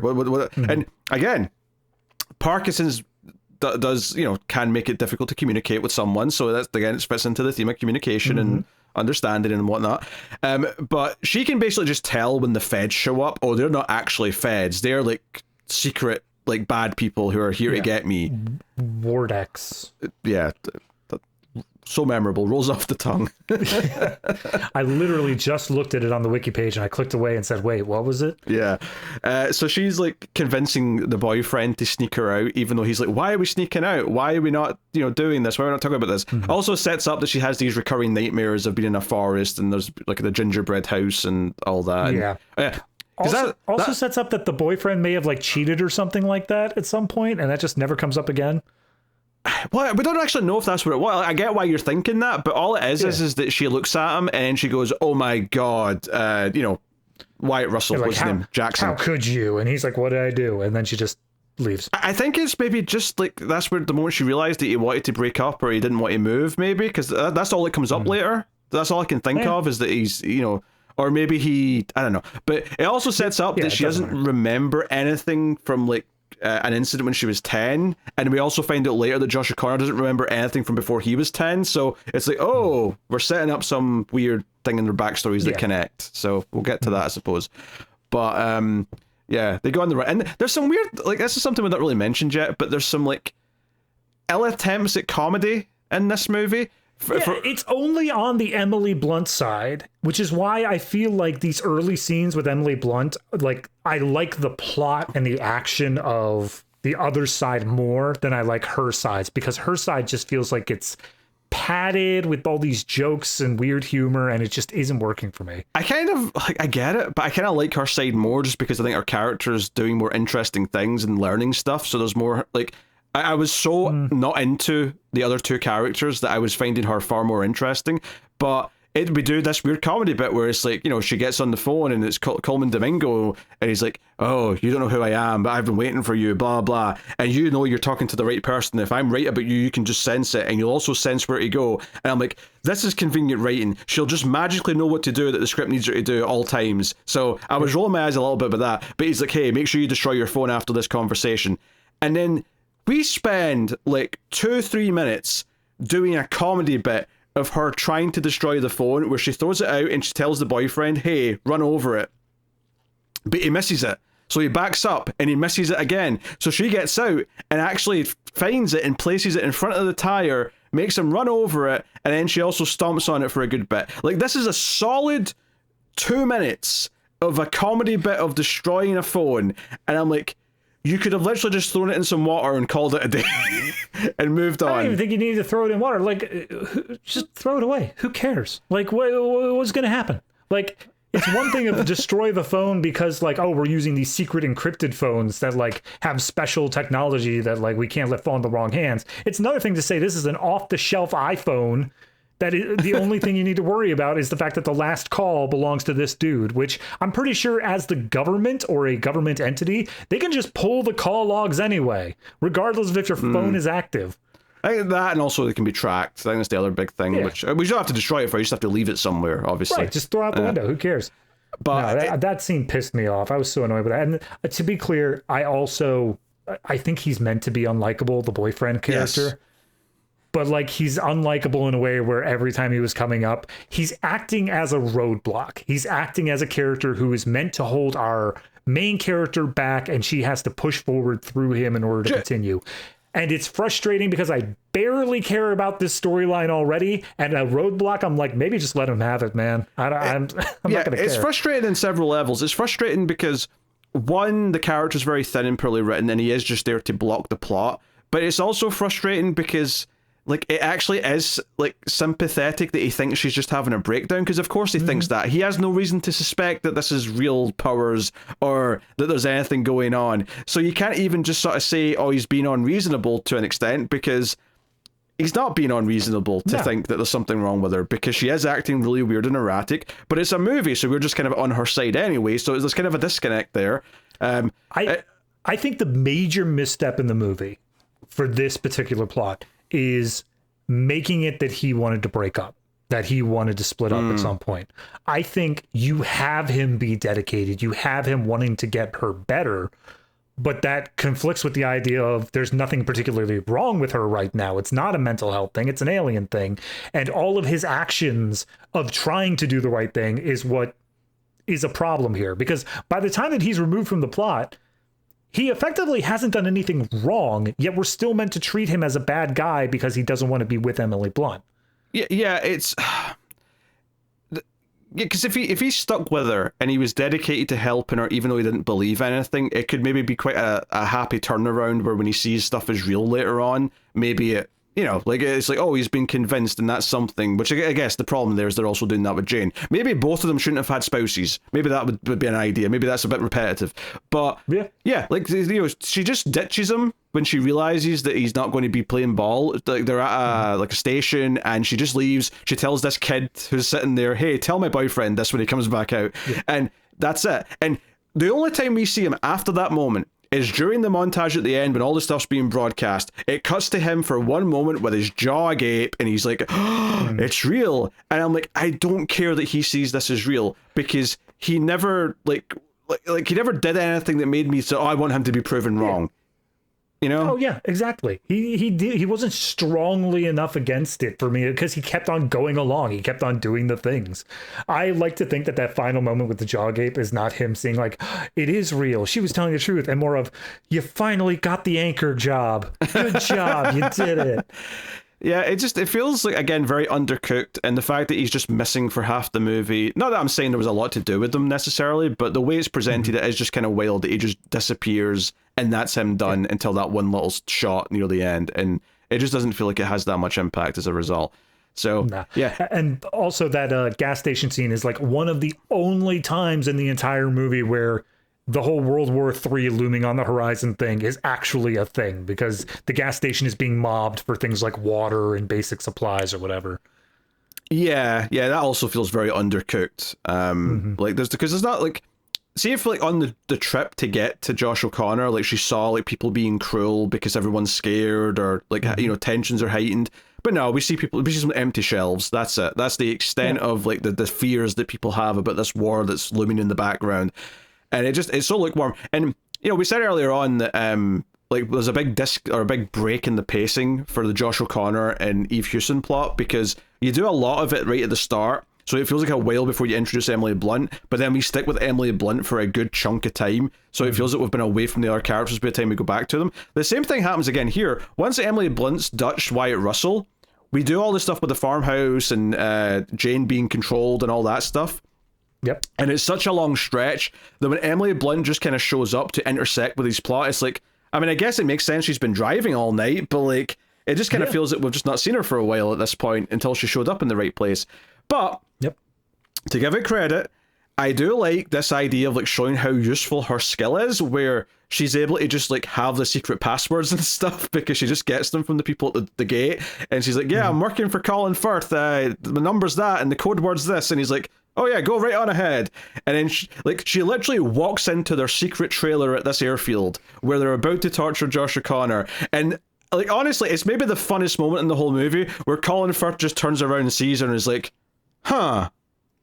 Like, yeah, they've literally got a screen up in the background showing her like a whole dossier and her little clicking noises on the news, and they're like, well, damn, we got them both. Go team.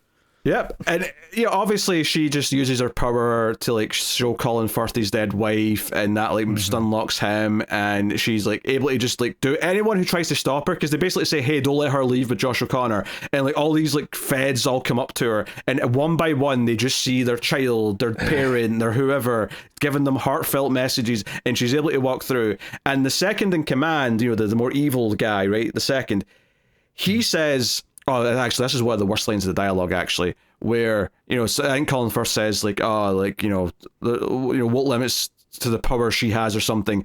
And the second goes, it's, you know, Colin Firth says it's unstoppable. And then the second is like, yeah, that's dangerous or something like that. I can't remember what the line was, but it made me roll my eyes. It feels like it's a trailer line that, like, even the trailer was like, that's a bit much.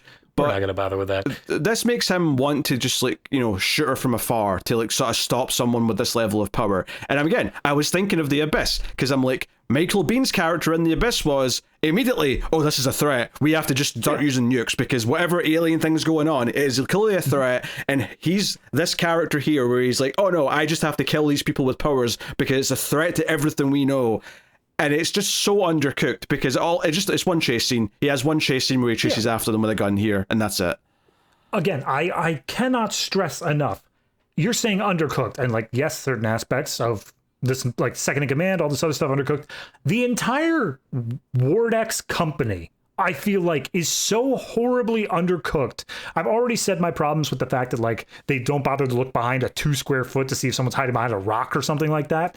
But also during this sequence, it's like, okay, we know with certainty that these alien rocks allow you to see and control other people's minds. And yet when they have someone who comes in using the exact same power set, their idea is just to walk up to them and say, stop right there. Instead of like, oh, I don't know, anything else? Okay, to be fair a little bit here, they don't know what her power set is when she walks in. They don't know she has those exact powers from the... But they should still have, like, if they are being portrayed as competent as they say they are, 79 years of this stuff, then they should have some level of contingency for this sort of thing. I didn't say they were competent, but I'm saying they're caught off guard with what power set she has. Like, they're not, because they're definitely not expecting her to just walk in the room, right? That's definitely not something they saw coming. So fair enough. It's just everything about this, and it's only compounded as we get closer and closer to the end. Everything they do feels so much of like, you guys are no better than like the local police. Well, here's a question that I would like to ask here is, why is it so important that all this stuff is a secret? To them, to Wardex, to the government, whoever it is. Because, like, could you just imagine, like, the world knowing, like, the world and, like, knowing? Exactly. What? That's my problem. It's like we don't even understand why. Like, why does Colin Firth believe so, like, strongly that this stuff cannot get out? Why is it so important? And no one ever even try. Like, again, the best argument that we ever get is Jane's religious argument, and it's a terrible argument. But it's the only attempt at any point in this movie as to why it shouldn't be out there. Yeah. No, it's not a good faith argument by the movie. You know, when you're trying to come up with like a villain or something like that, if you're doing something that's actually rooted in some level of belief or something like that, you need to write the character against what you believe. Clearly, I think it's obvious here that Steven Spielberg believes, like, yeah, this sort of stuff, this level of subterfuge and classification, all that stuff is not good. Like, people should be able to know what's going on. But it doesn't feel like, as the writer, he has a grip on what the counter argument is. And so when the counter argument's time comes, it's just like, because I'm evil. Why now? It's like, no, you need to have a grip on what you're arguing against here, so that way your arguments can be stronger as a result. Yeah, and it's not necessarily important in every movie with aliens to have a reason behind that. Like, I don't think E.T. needs the reason why the evil government men want alien. I mean, you can extrapolate a lot from it, but ultimately it's not the important part of the movie. The problem with this movie in particular is that the entire movie is about, should this be revealed to the world? And the villain's only goal is to stop it being revealed. The movie's name is Disclosure Day. It's the only thing this movie cares about is this, should it be revealed or not? So you need to have something more concrete as to why the people who are trying to keep it a secret believe it should be a secret. So, yeah. No, absolutely. It's disappointing top to bottom in terms of like, and like, I feel like they're trying to point to the World War III stuff in the background and be like, look at how close we already are to the edge. This would just push us over. Like, this would be too much. But it's disingenuous, because it's this idea that we've seen over and over before of like, when people have a common threat, even if this isn't a threat, like when people have something common to come around, that's what pulls us back from the brink. That's just a common movie trope at this point. Yeah, and you know, if the movie's about kind of like, oh, like how will humanity evolve for the better if aliens kind of get, you know, are a good influence because they teach us empathy or whatever. Great idea. Lots of movies from like the, you know, like Arrival, Abyss, or even to the art end extreme. You could argue 2001's kind of that, with the whole like, you know, this is like the next stage in evolution kind of thing. It's a bit more cold in that sense, but it's still kind of touching on that same broad idea. The problem is with this movie, it's just kind of taken for granted that that's what the characters who are trying to reveal it are fighting for, but it's never really all that well defined of like, oh, we can use this or we can do something with this or whatever.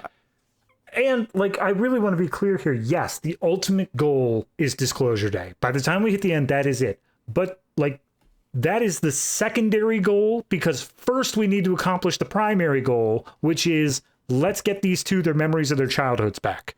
And they try to frame it in the way of like, we can't tell the world about this until you guys know how to like conquer this. And it's like, no, you don't. But like, you can tell people. Like, this whole movie, like Jane, the girlfriend, she was just told. Why do we have to go through this whole thing of, no, Emily Blunt needs to know how her powers work before we can move on to Disclosure Day? Yeah, well, that was my big thing with which we're getting to in a minute here. We're gonna get to the action scene first, but like, they make a big deal about, you have to remember what happened so you can do this, and then they remember, and then for the rest of the movie, while they're doing all the Disclosure Day stuff, I was like, why? What did that serve? Like, what about anything they're doing in this last 15 minutes is affected by them knowing what happened in their childhood? Because I don't think it is. It doesn't. And the only thing that I could theoretically point to is, it seems like Emily Blunt gets better control of the little MacGuffin by knowing things, and therefore she's able to use that to turn back on the generators at the end. But that's, you could explain that away with any number of things. Well, it's more than just that. She uses it for a bunch of things after that whole moment. But like, she has better abilities to use the MacGuffin. That's it. Like, that's the extent of it. And like nothing else, because it's not like again, the big problem with, like, hey, you two were abducted and given superpowers when you were 10 and you don't remember it, right? And we've built this fake house that matches your childhood home, Emily Blunt, so that it'll trigger your memory and it'll bring you back to that time. That's what they've been building in the background this whole time. And sure enough, like, they hold the device, she sees this, and they remember that they were both lying in operating tables in the alien spaceship side by side, and they held each other's hands, and that's why they're connected from the backstory. Blah, blah, blah, blah. Having said that, before we get to that, there's the whole, like, number two is chasing them in the car, and the car gets rammed into the side of a train, and it gets caught in the train, so the car's been dragged by the train, and they have to jump at the last second, or this other train's going to hit them. I have nothing to really say about it. I just want to mention that it's there. I think this was the point in the movie where I was thinking, like, how I was going to talk about it here, and my initial thing was, this is no stakes, the movie.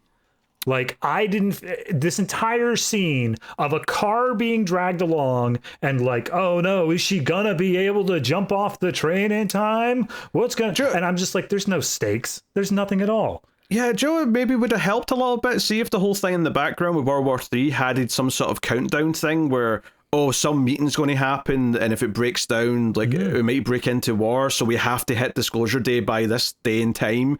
Like, that might have added some tension. But it feels like the only thing causing any turmoil is that there's bad guys chasing you. Otherwise, like, you could do this next year. Like, there's nothing to suggest you have to do it now. Also, very, very early on in the movie, I like pretty much the moment that Daniel is told, hey, I'm keeping you in this. You're not just the data dump guy. Like, you're going to be special here. He basically says, I should just dump all this on the internet.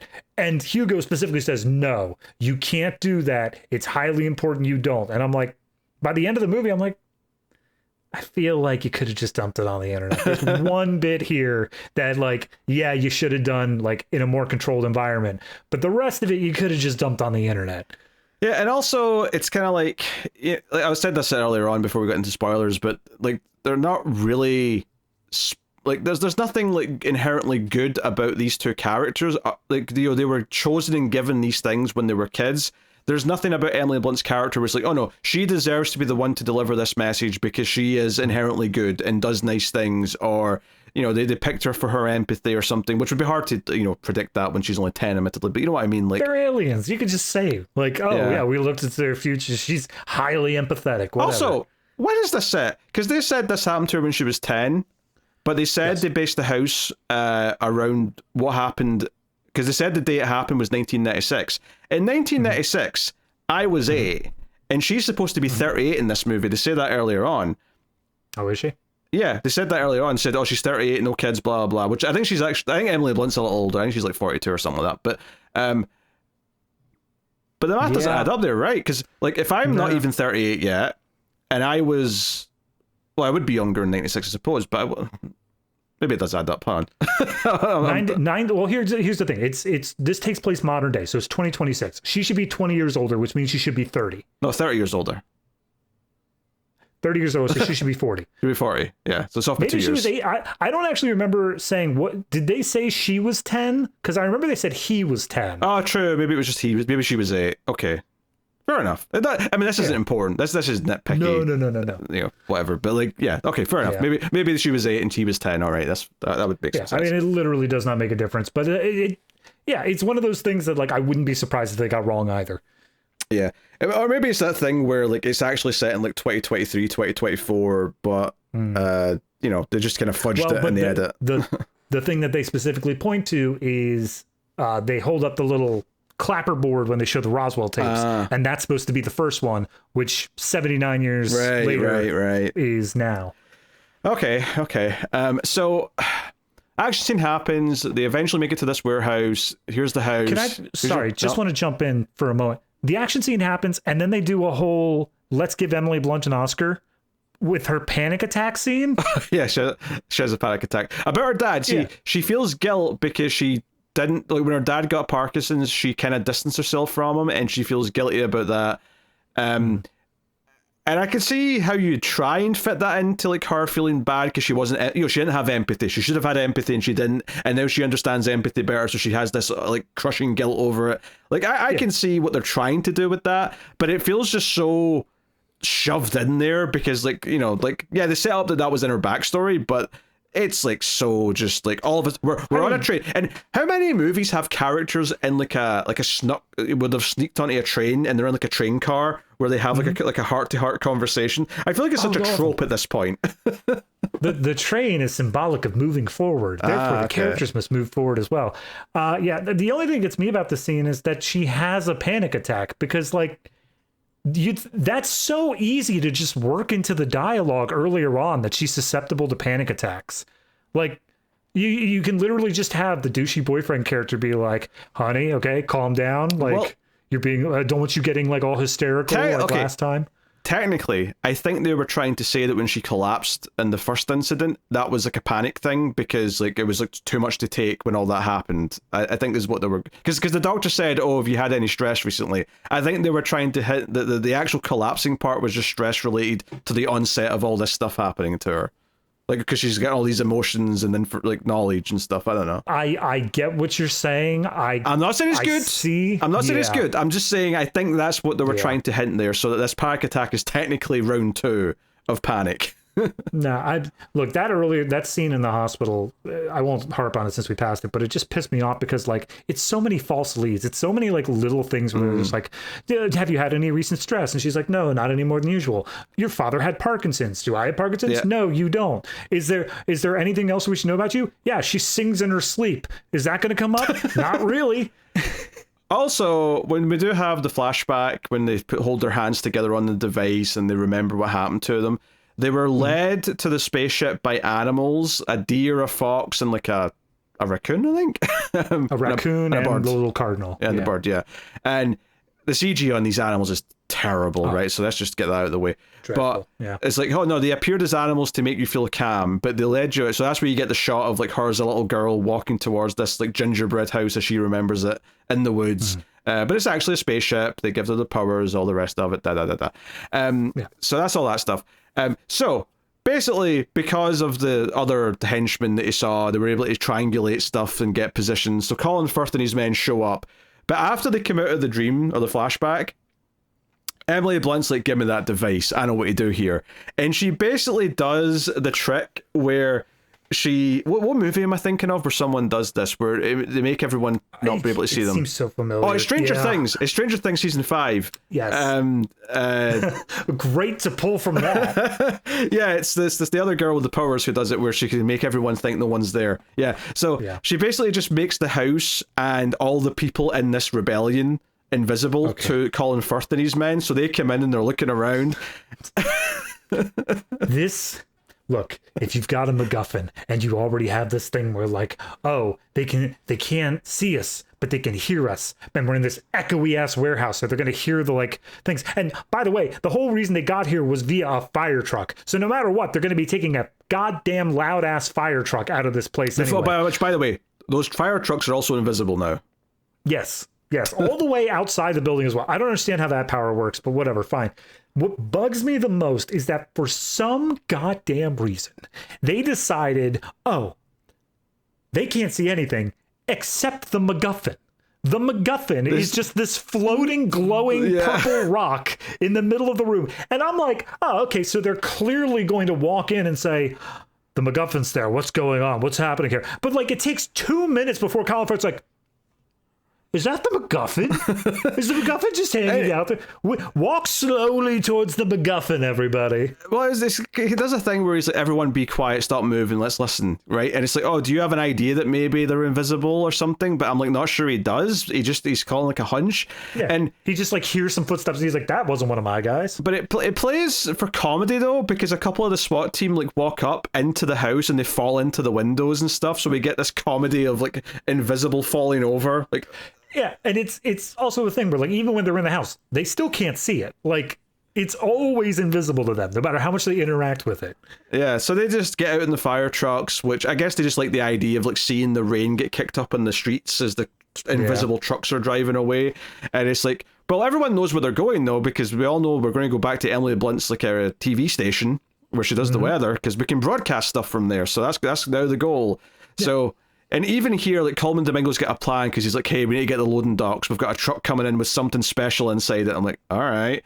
And then, like, okay, so Josh, O'Connor goes up to the gallery where the control room is and starts uploading all of the footage of all the aliens and stuff into it. Which pissed me off so much of like, okay, his whole thing is that he's able to speak the language of mathematics. He was a hacker that was so good that he was sent to jail because he did all these things. All right, what's he going to do in the big moment? When Disclosure Day comes, is he going to be like fighting off an attack from Wardex? To be like they're trying to take down the servers or something like that. Oh, what's that? He's plugging in flash drives. Oh, okay.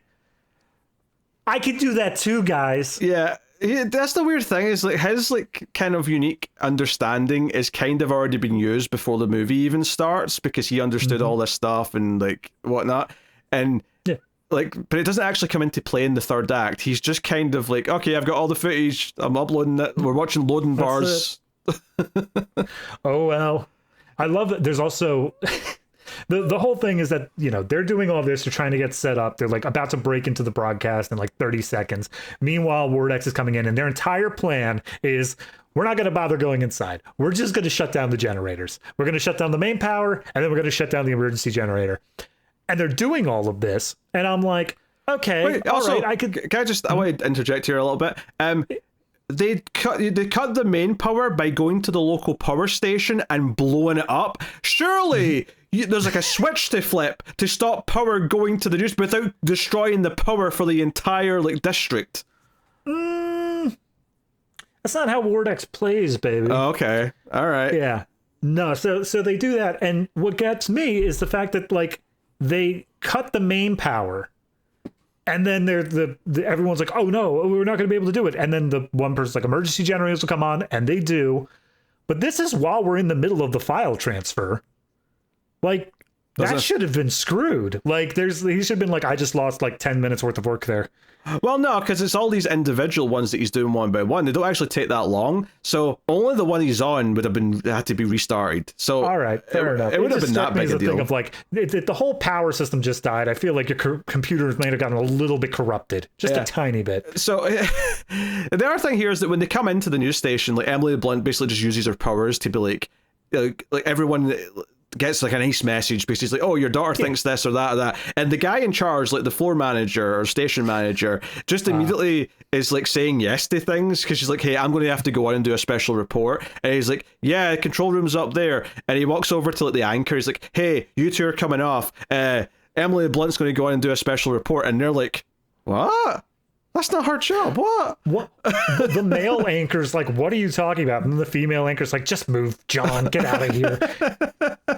And I'm like, all right, well, at least somebody knows the movie needs to get wrapped up. But also, to be clear, like the coverage everywhere is World War III is like about to happen. It's like seconds away from happening. We are literally standing on the precipice of like both fingers are hanging over the button. Which felt just like such a leap because it didn't feel like that earlier on. It felt like, there's some tension, but here it's like, no, we're on the brink of like World War III breaking out. And Josh O'Connor's obviously in the control. He's like, hey, director, call your, because we're in a, this is like an American TV thing, so I understand this is a little bit loose, but we're the affiliate in Kansas. Phone the headquarters in New York, tell them to pay attention to the feed so they can pick it up and broadcast it nationally.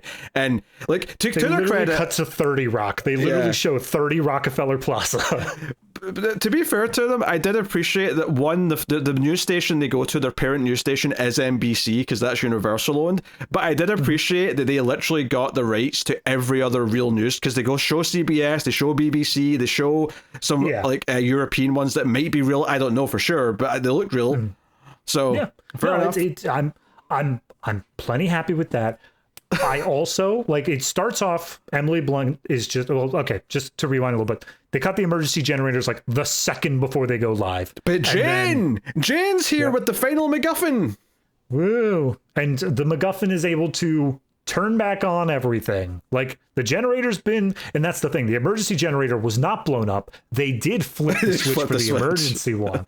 Here's my thing. They didn't blow that up. So the whole we can make everything look invisible to get away before felt like an additional power, but I can at least accept the argument in Professor X style. That's still a mental related thing, right? If she can go into minds, in theory, she can just disguise it. So they're not really invisible. They're just invisible to them because she's altering what they can see. It's a little bit of a big leap, but at least it still kind of connects. it being able to just power electricity in the building is just a completely random new thing that has no connection to any of the mental abilities that this thing had prior. So this was just like, okay, this is Magic MacGuffin can do anything. All right, there you go. Whatever we need to do, there it is. So she turns back on the power. Colin Firth and his entire gang is just standing there. And then I don't even think words are said. I think Colin Firth is just like, oh, damn, you turned back on the power. And he just sits down in a little swirly chair. And the second in command's like, are we going to do anything? And he doesn't respond. And second in command and every other member of Vortex just walks out. And that's it. That's the antagonist is done. They just said, well, it's almost like there should be a scene there where someone makes a final argument that convinces him to just let it happen. But no, he just sits down. Second in command should be like, that's it? Like, you're just giving up? And he pulls out a gun. And he like tries to take the final violent option and is stopped somehow. And maybe Colin Firth, the one who stops him and pulls out his own gun and says, no, you're going to let this happen, which would make him more of an active like choice. It's like, no, I'm choosing to help this happen, not just like let it happen. But everyone's so goddamn passive in this movie. Anyway, so you know, they put her on. She says the message. Yeah, she's like, hey, everyone, this is Disclosure Day. You deserve to know the truth. The government's had secrets about extraterrestrials, blah blah, and everyone's doubting it. And then they start rolling the footage, right? And it's like, okay, here's an alien. Here's Roswell. Here's a ship coming through the clouds. Here's the more distressing stuff, though, which is like aliens being like kind of like hurt and tortured and stuff.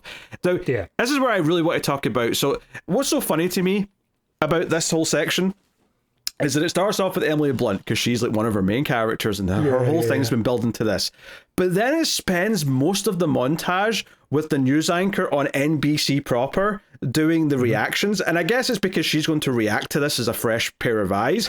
But there's parts of it that I think are good, right? There's a part where they see an alien being tortured the first time and she just kind of goes quiet and says, I don't really know what to say to this. And it's kind of affecting her. I'm like, okay, that was a good level of response where it's kind of hitting her.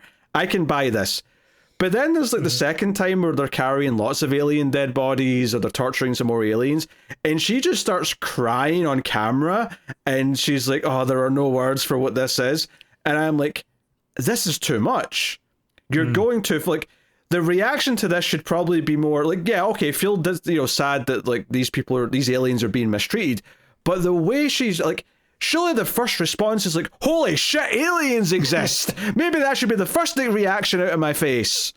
Oh, dude, to be clear, this sequence here of showing the clips, letting them run, seeing what they are, and then like spreading them out amongst like seeing like the world reacting to this stuff, I think is probably one of the high points of the movie in general. In terms of just, it feels like this is what the movie should have been. Like almost the whole time, this is what this should have been doing. However, there are so many little contrivances in this scene. Like you brought up the one of the anchor. It's just like, oh, okay, so it was so important to get Emily Blunt in front of a camera, but only for the first like 6 words. And then we're going to cut to New York and she's going to be the one who's effectively doing a YouTube react channel with her head just down in the corner being she's like, whoa! We seem to be watching footage that may be officially out. Maybe it's been leaked. Yeah, but she doesn't know anything. Like that's the thing is like she's not being fed anything by the desk. She's just sitting there going like, this says it's from the Navy. Yeah, the closest that looks like an alien. Yeah, the closest we get is at one point. I think it's they cut to like a sort of like a pair of presenters who are also talking about it. So this looks like Air Force footage or whatever. And one of them says, "Oh, this appears to be Roswell, which I believe was 1947." Yes, I'm hearing now from my producer, 1947 is when Roswell's supposed to have happened. I'm like, all right, like I just think. I don't know, maybe just having the anchors go quiet or something, and not necessarily start crying and weeping, but just go quiet in awe of what they're seeing would have been the right amount. There's this need to fill the silence. There's this need of just like, well, I have to provide my commentary to tell you what you're seeing there. Bitch, you don't know what we're seeing here. Like, why are you? You're not adding anything to this conversation. That's why when that news anchor on NBC, the first time where she kind of says, "Oh, there's no words for this," and she kind of goes quiet, I was like, "Oh yeah, just be quiet after that." Like that was effective. Just shut up. Just let it be quiet after that. But then she kept going, and she had to get teary eyed, and we had to really try and milk it. And okay, so there's ups and downs. I was going to say, so there's ups and downs to all this new stuff, right? There's good elements to it. Some of the alien footage does look good. The shot of the ships coming through the clouds looks pretty good. It looks cool, classic sci-fi stuff. That's all fine. And we won't get to it yet, but the real shit show of the ending is after all the news clips, when it goes back to Emily Blunt in the studio. That's where we really get to like the piss off part of the ending. Yeah. But I mean, just before that, the only other thing that I wanted to bring up is I get the moment. Okay, I understand the idea we're going for here is that, like, yes, World War III was happening. This was all a big deal and like stuff like that. But this is fundamentally a difference in the way that the world will be seen. And so when we go back to the like producers behind the scenes, they're saying like, hey, we gotta like give the rights to this feed to every news network across the world, and like everyone has to be able to stream this because this is so important. And like, you know, NBC is owned by Comcast. Screw Comcast, they're never going to do that. They're going to make as much money as they possibly can. But I get the moment. What bothered me is the fact that everyone, the whole world stops. And it'd be one thing if this were like, oh, okay, this is a thing of like Times Square or like something like that, where like all the screens can be taken over, whatever like that. But they specifically show everyone's glued to their phones. Peter, do you have any idea how to watch a news network on your phone? I'm assuming that they stream on YouTube, so I guess if that's the case, then yes, but otherwise, no. So YouTube just made $1 billion then, because that's all like this could have been. Yeah, it's like you have to show the montage of everyone starting to pay attention and notice it and whatnot. Actually, another part of the anchor stuff that I kind of like, now that I'm remembering it again, is that first moment when like the people in the control room are like, okay, we'll pay attention to your feed, and they see what they're seeing, and they're like, oh shit, we have to like switch over to this. And you can see the moment where the anchor on NBC is like told, like, we're dropping World War III for a minute, and she's like, we're going to switch over to something else that I'm being told is important, I guess. And you could just, I actually do quite like the look in her face where she's like, we're really interrupting potential World War III for something else? All right. I like that moment. That's the only thing that I think the World War III stuff worked for. Is like we're showing that there is something bigger that we're breaking into. What drags it down is almost immediately, like during that or just after, is they have to take a moment where they feed all of this footage into AI analyzing software. Oh, that's line. Somehow they're just like, no, it's all legit. It's all good. Someone says, is it AI? No, computer says it's legit. All right, moving on then. And do you know what I felt like? It felt like I asked Google AI whether or not it's real, and it said it's good. It just feels like okay, like we have to address that people in 2026 would say, "Is this faked?" So we want just one character to just say out loud, "No, it's not."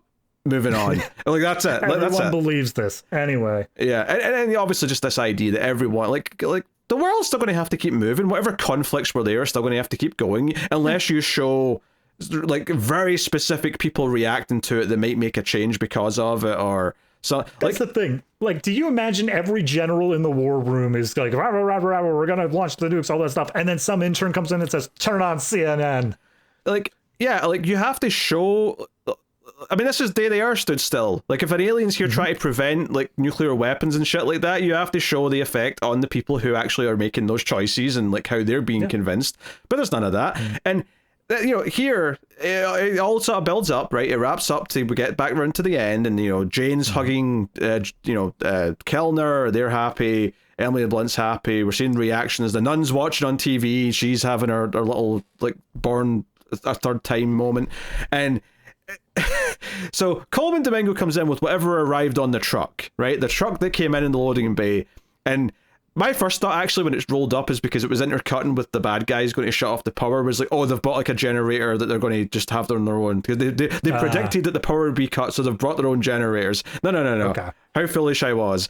No, they've brought, because there was one line when Colin Firth spoke to Colman Domingo when they had their little mind meet, their Jedi ghost talk, whatever you want to call it, earlier on. Yeah. He's like, hey, when you were still working for me and you were lying to me, you're the one that broke out that alien prisoner 5 years ago, weren't you? And he's like, yep, that was me. And that comes back here at the end because they wheel in an alien for live TV who is he's in a chair. He's clearly old. He's also much bigger than every other alien that we've seen in this footage. Yeah, that was weird. Because they're all like 4 foot tall, maybe. All the other aliens, and then this one's like 6 foot tall. I don't know. Weird. But anyway, it leans forward. Colman Domingo brings Emily Blunt and Josh O'Connor together and says, "Go to him," as if like this is the big moment because you two are the special ones. And the alien leans forward, click clacks in both their ears as if it's like giving them something important. And it goes for like a good 5 seconds. Yeah, like it's a solid period of time. And they look at each other, and I'm like, okay, this is building to something. Like, what's the point of this? What's this big final message it wants to say? Emily Blunt walks back over to the news desk, looks in at the camera. She's like, okay, listen, cut to black. So whatever, they're trying to pull a Lost in Translation. What did they whisper in the ear? Except I genuinely believe that what was whispered, like what the alien said, despite it going on for 5 seconds, and despite the translation from whatever his name is, happens like for equally period of time, all that was said was, listen. Because the whole thing is supposed to be about empathy. The whole thing is supposed to be about stop talking about all your own problems and listen to each other. I get it, but the scene plays out like there's more to say. It doesn't feel like... Because even when you have something ambiguous, right, a good ambiguous ending still feels like it's building to its end, and you can tell it's probably going to be ambiguous. You can sort of feel that hit of like, oh shit, they left that in that moment to keep us thinking. This didn't feel like that. This felt like, wait, what? There's more, right? There's more. There's a reason why you dragged this alien out, other than just to prove that aliens are still existing. No? Okay. No. Here's what the only thing that I could think that would like improve it immediately is maybe while the videos are playing, like, you know, one of the videos is an interrogation, one of the videos is something like that. You can have Josh's character be important by providing live translation of what's happening, of what's being said. So the audience, the people watching this, already know this guy can translate alien. This guy is able to say whatever. So that way, when the alien comes out and it says something to him, we know that what is being said is legitimate. We know that like the next words are going to be the very first words that we get directly to us from alien life. It is like the wisdom they share. And that would add at least a little bit of gravitas to the moment. But no, you don't get that moment. There may as well be off camera during this bit when they show the alien, because she has to step back in front of the desk, line herself up, and say, listen. Yeah, I mean, you see the cameras follow them over, so I think it is broadcast, but like it doesn't. Yeah, it feels. Everything about this feels misguided. It feels like they had a vague idea of like this powerful moment they wanted to end on, and it just feels like a misfire. It reminds me of oh god, what was that movie? Oh no, it wasn't a movie we did. It was a Screams After Midnight horror movie. From last year. It was the movie about the cult, and there was John Malkovich was the cult leader. And, yeah, I remember that one. Ao Adibra, if I'm saying her name correctly, she's like the character who goes into like sort of like report on it. That movie tried to do like a poignant like ending moment where like she says a line and it, you know, it cuts to black kind of thing, and it landed with such a thud. This reminded me a little bit of that, of like almost like it's almost a little pretentious how smart or important it thinks it's being, as it's like saying with just the word listen, but it legitimately feels like it's cutting her off before she says something that's actually more important. Yeah. I saw somewhere in trivia, so take it with a grain of salt, that at some point someone was like, okay, we're going to end it with listen, slow fade to black. And I think that would have been the better option. I think this idea of letting the audience sit with that on a slow fade out would have been better than just cutting to black. But I guess some executive disagreed or something, because this just didn't feel right. Yeah. It's even just the inflection. It doesn't feel like a final word. It feels like, listen. Like, you know, it's almost like the end of Age of Ultron. Avengers! Cut to black. Yeah. You know? Strangely enough, they started playing the rest of Journey's Don't Stop Believing, straight out of The Sopranos. Very good. Wait, is that the song that plays at the end of The Sopranos? Yeah. That's wild. I didn't know that. I've never seen Sopranos. I know. I'm not going to say what it is, but I famously know the way it ends, and the broad sense. I did not know it then started playing Journey. That's funny. Yeah. No, it doesn't start playing Journey. Journey's already playing. Oh, okay. And then it goes, don't stop, and then it stops. Okay, well, I'll look forward to that one day. So, yeah, I mean, that's Disclosure Day. I will say I am so grateful as I was walking into the theater, which, by the way, I screwed something up and I didn't have my ticket like sent to my email properly. So I had to convince the guy behind the counter, like, I know my auditorium, I know my seat number, please let me go into this movie and not have to pay for it twice. And I managed to get in. But I looked up as I was sitting down, does this movie have post-credit scenes? And of course it said no, after I had to scroll through like 4 paragraphs to get to that.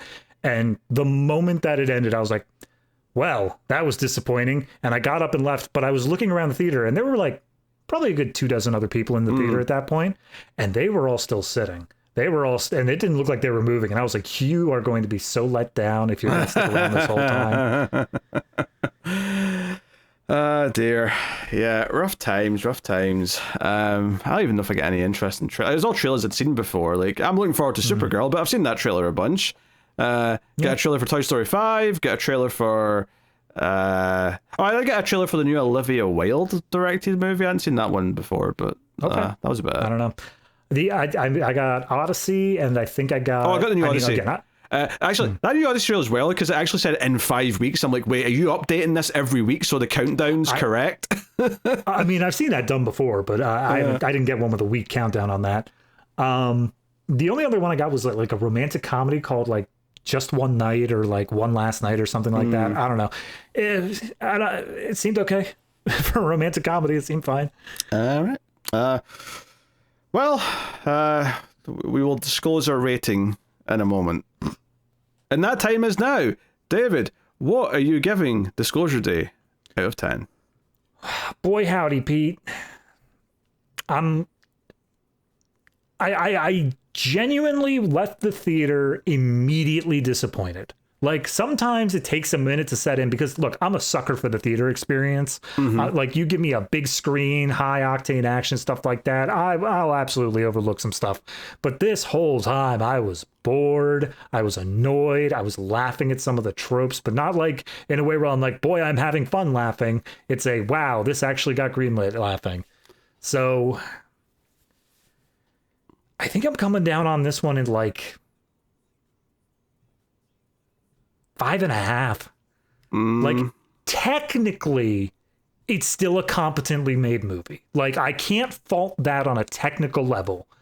But I would say everything about the story and the script and the morals it's trying to preach are completely falling on deaf ears. So, 5.5.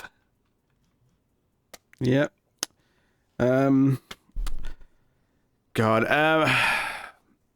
It's either a 5 or a 5.5. It's one of those two scores. I feel like I understand adding the 0.5 because it's like, yeah, technical merits are completely fine. There's some nice ideas in there, but it's also so uninteresting the entire time, and its attempt to try and have the debate and wrap religion into it just feels so kind of pathetic and just underserved that... yeah, I'm just going 5. I'm going straight 5. Okay. There you go. 5 out of 10 for Disclosure Day. Disappointment Day, more like. Oh, I hope you enjoyed that zinger 2 hours into the review. So next time, the important thing is that next week there will be no episode of The Ace. But there'll be 2 episodes the following week. So basically we're doing 2 Collector's Cut next week because we're going to do the old Supergirl and the new Supergirl. So Collector's Cut's going to borrow the Tuesday the Ace normally comes out on. But the following week, to make up for it, you'll get an Ace on both Tuesday and Saturday. So it'll all work out in the end. When we do return 2 weeks from now, we'll be doing a film called Omniloop, which sounds time travel-y, but I'm not sure if it actually is time travel-y, but it sounds time travel. Yeah, I'll take it. It's either that or like a really big racing course.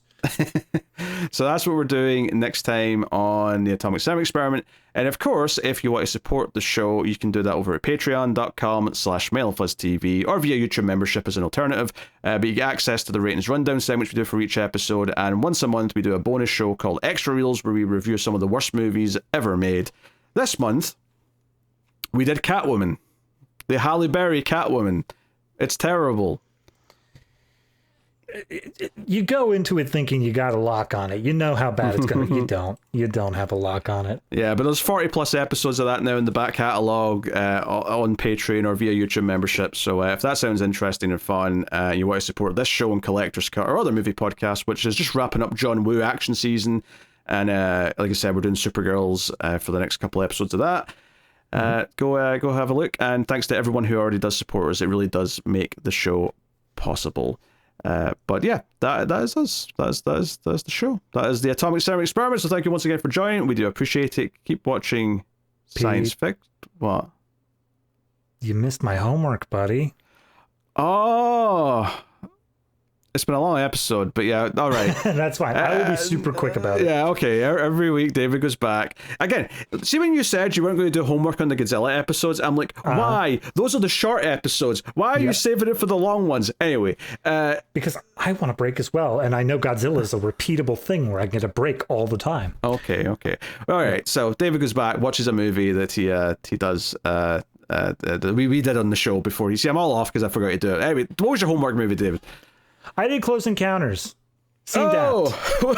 Yeah. Which is about communication. It is. That's an old joke because there was a debate on the review that someone didn't think it was about communication at first, and then I thought it was more about something else, and then anyway, it was a whole thing. Look, here's the thing about a movie as well crafted as Close Encounters. It can have multiple themes. You can read into it multiple ways, and it can hit you in different things. And not to spoil that, yeah, it's a good movie. It's a very well put together movie. Something that I feel like I didn't get out of this movie was an actual sense of awe when it came down to the alien stuff. Even though it's older, even though it's something that, 1977, I believe, visual effects are fantastic. They all still look great. I appreciate the fact of how the actors were handling the stuff going on, how other people were handling the characters who were involved in this whole alien plot. It's just a really well done kind of character movie, and then also it handles this larger alien idea equally well. It's kind of everything Disclosure Day I think was trying to be, and I've never seen it before. Really? Today. So this was the first time viewing it. And let me tell you, coming into this after Disclosure Day, I'm like, wow, this is like a direct comparison of how much he just lost it over time. And I trust you didn't watch the stupid extra cut that had them getting into the spaceship at the like where you see inside the spaceship at the end. I'm not sure you didn't see that scene. Yeah, that was tacked on for a TV version because they asked him to do extra scenes. But even later, he said, "Oh, I didn't really like that extra stuff. It was just kind of tacked on." That seems dumb. I didn't even know that was a thing. But no, I didn't see that. So yeah, no, it's a very well made movie. You guys gave it a 9 and an 8 respectively. I do think that the beginning kind of suffers a little bit from spending a bit too long doing other things before we get into the core plot. So I was kind of in and out of interest before it really grabbed me. Beyond that, everything else is just fantastic. So I'm going to say an 8. Yeah, I give it the 8, right? Yep. Yeah. So yeah, no, that's a good movie. It's not as good as some of the other peak Spielberg movies, but it's really solid. Yeah. So absolutely. There you go. All right. Well, that is then the end of this week's Atomic Cinema Experiment. Thank you very much for joining us, everyone. We do appreciate it. Keep watching science fiction and computer ad salsa.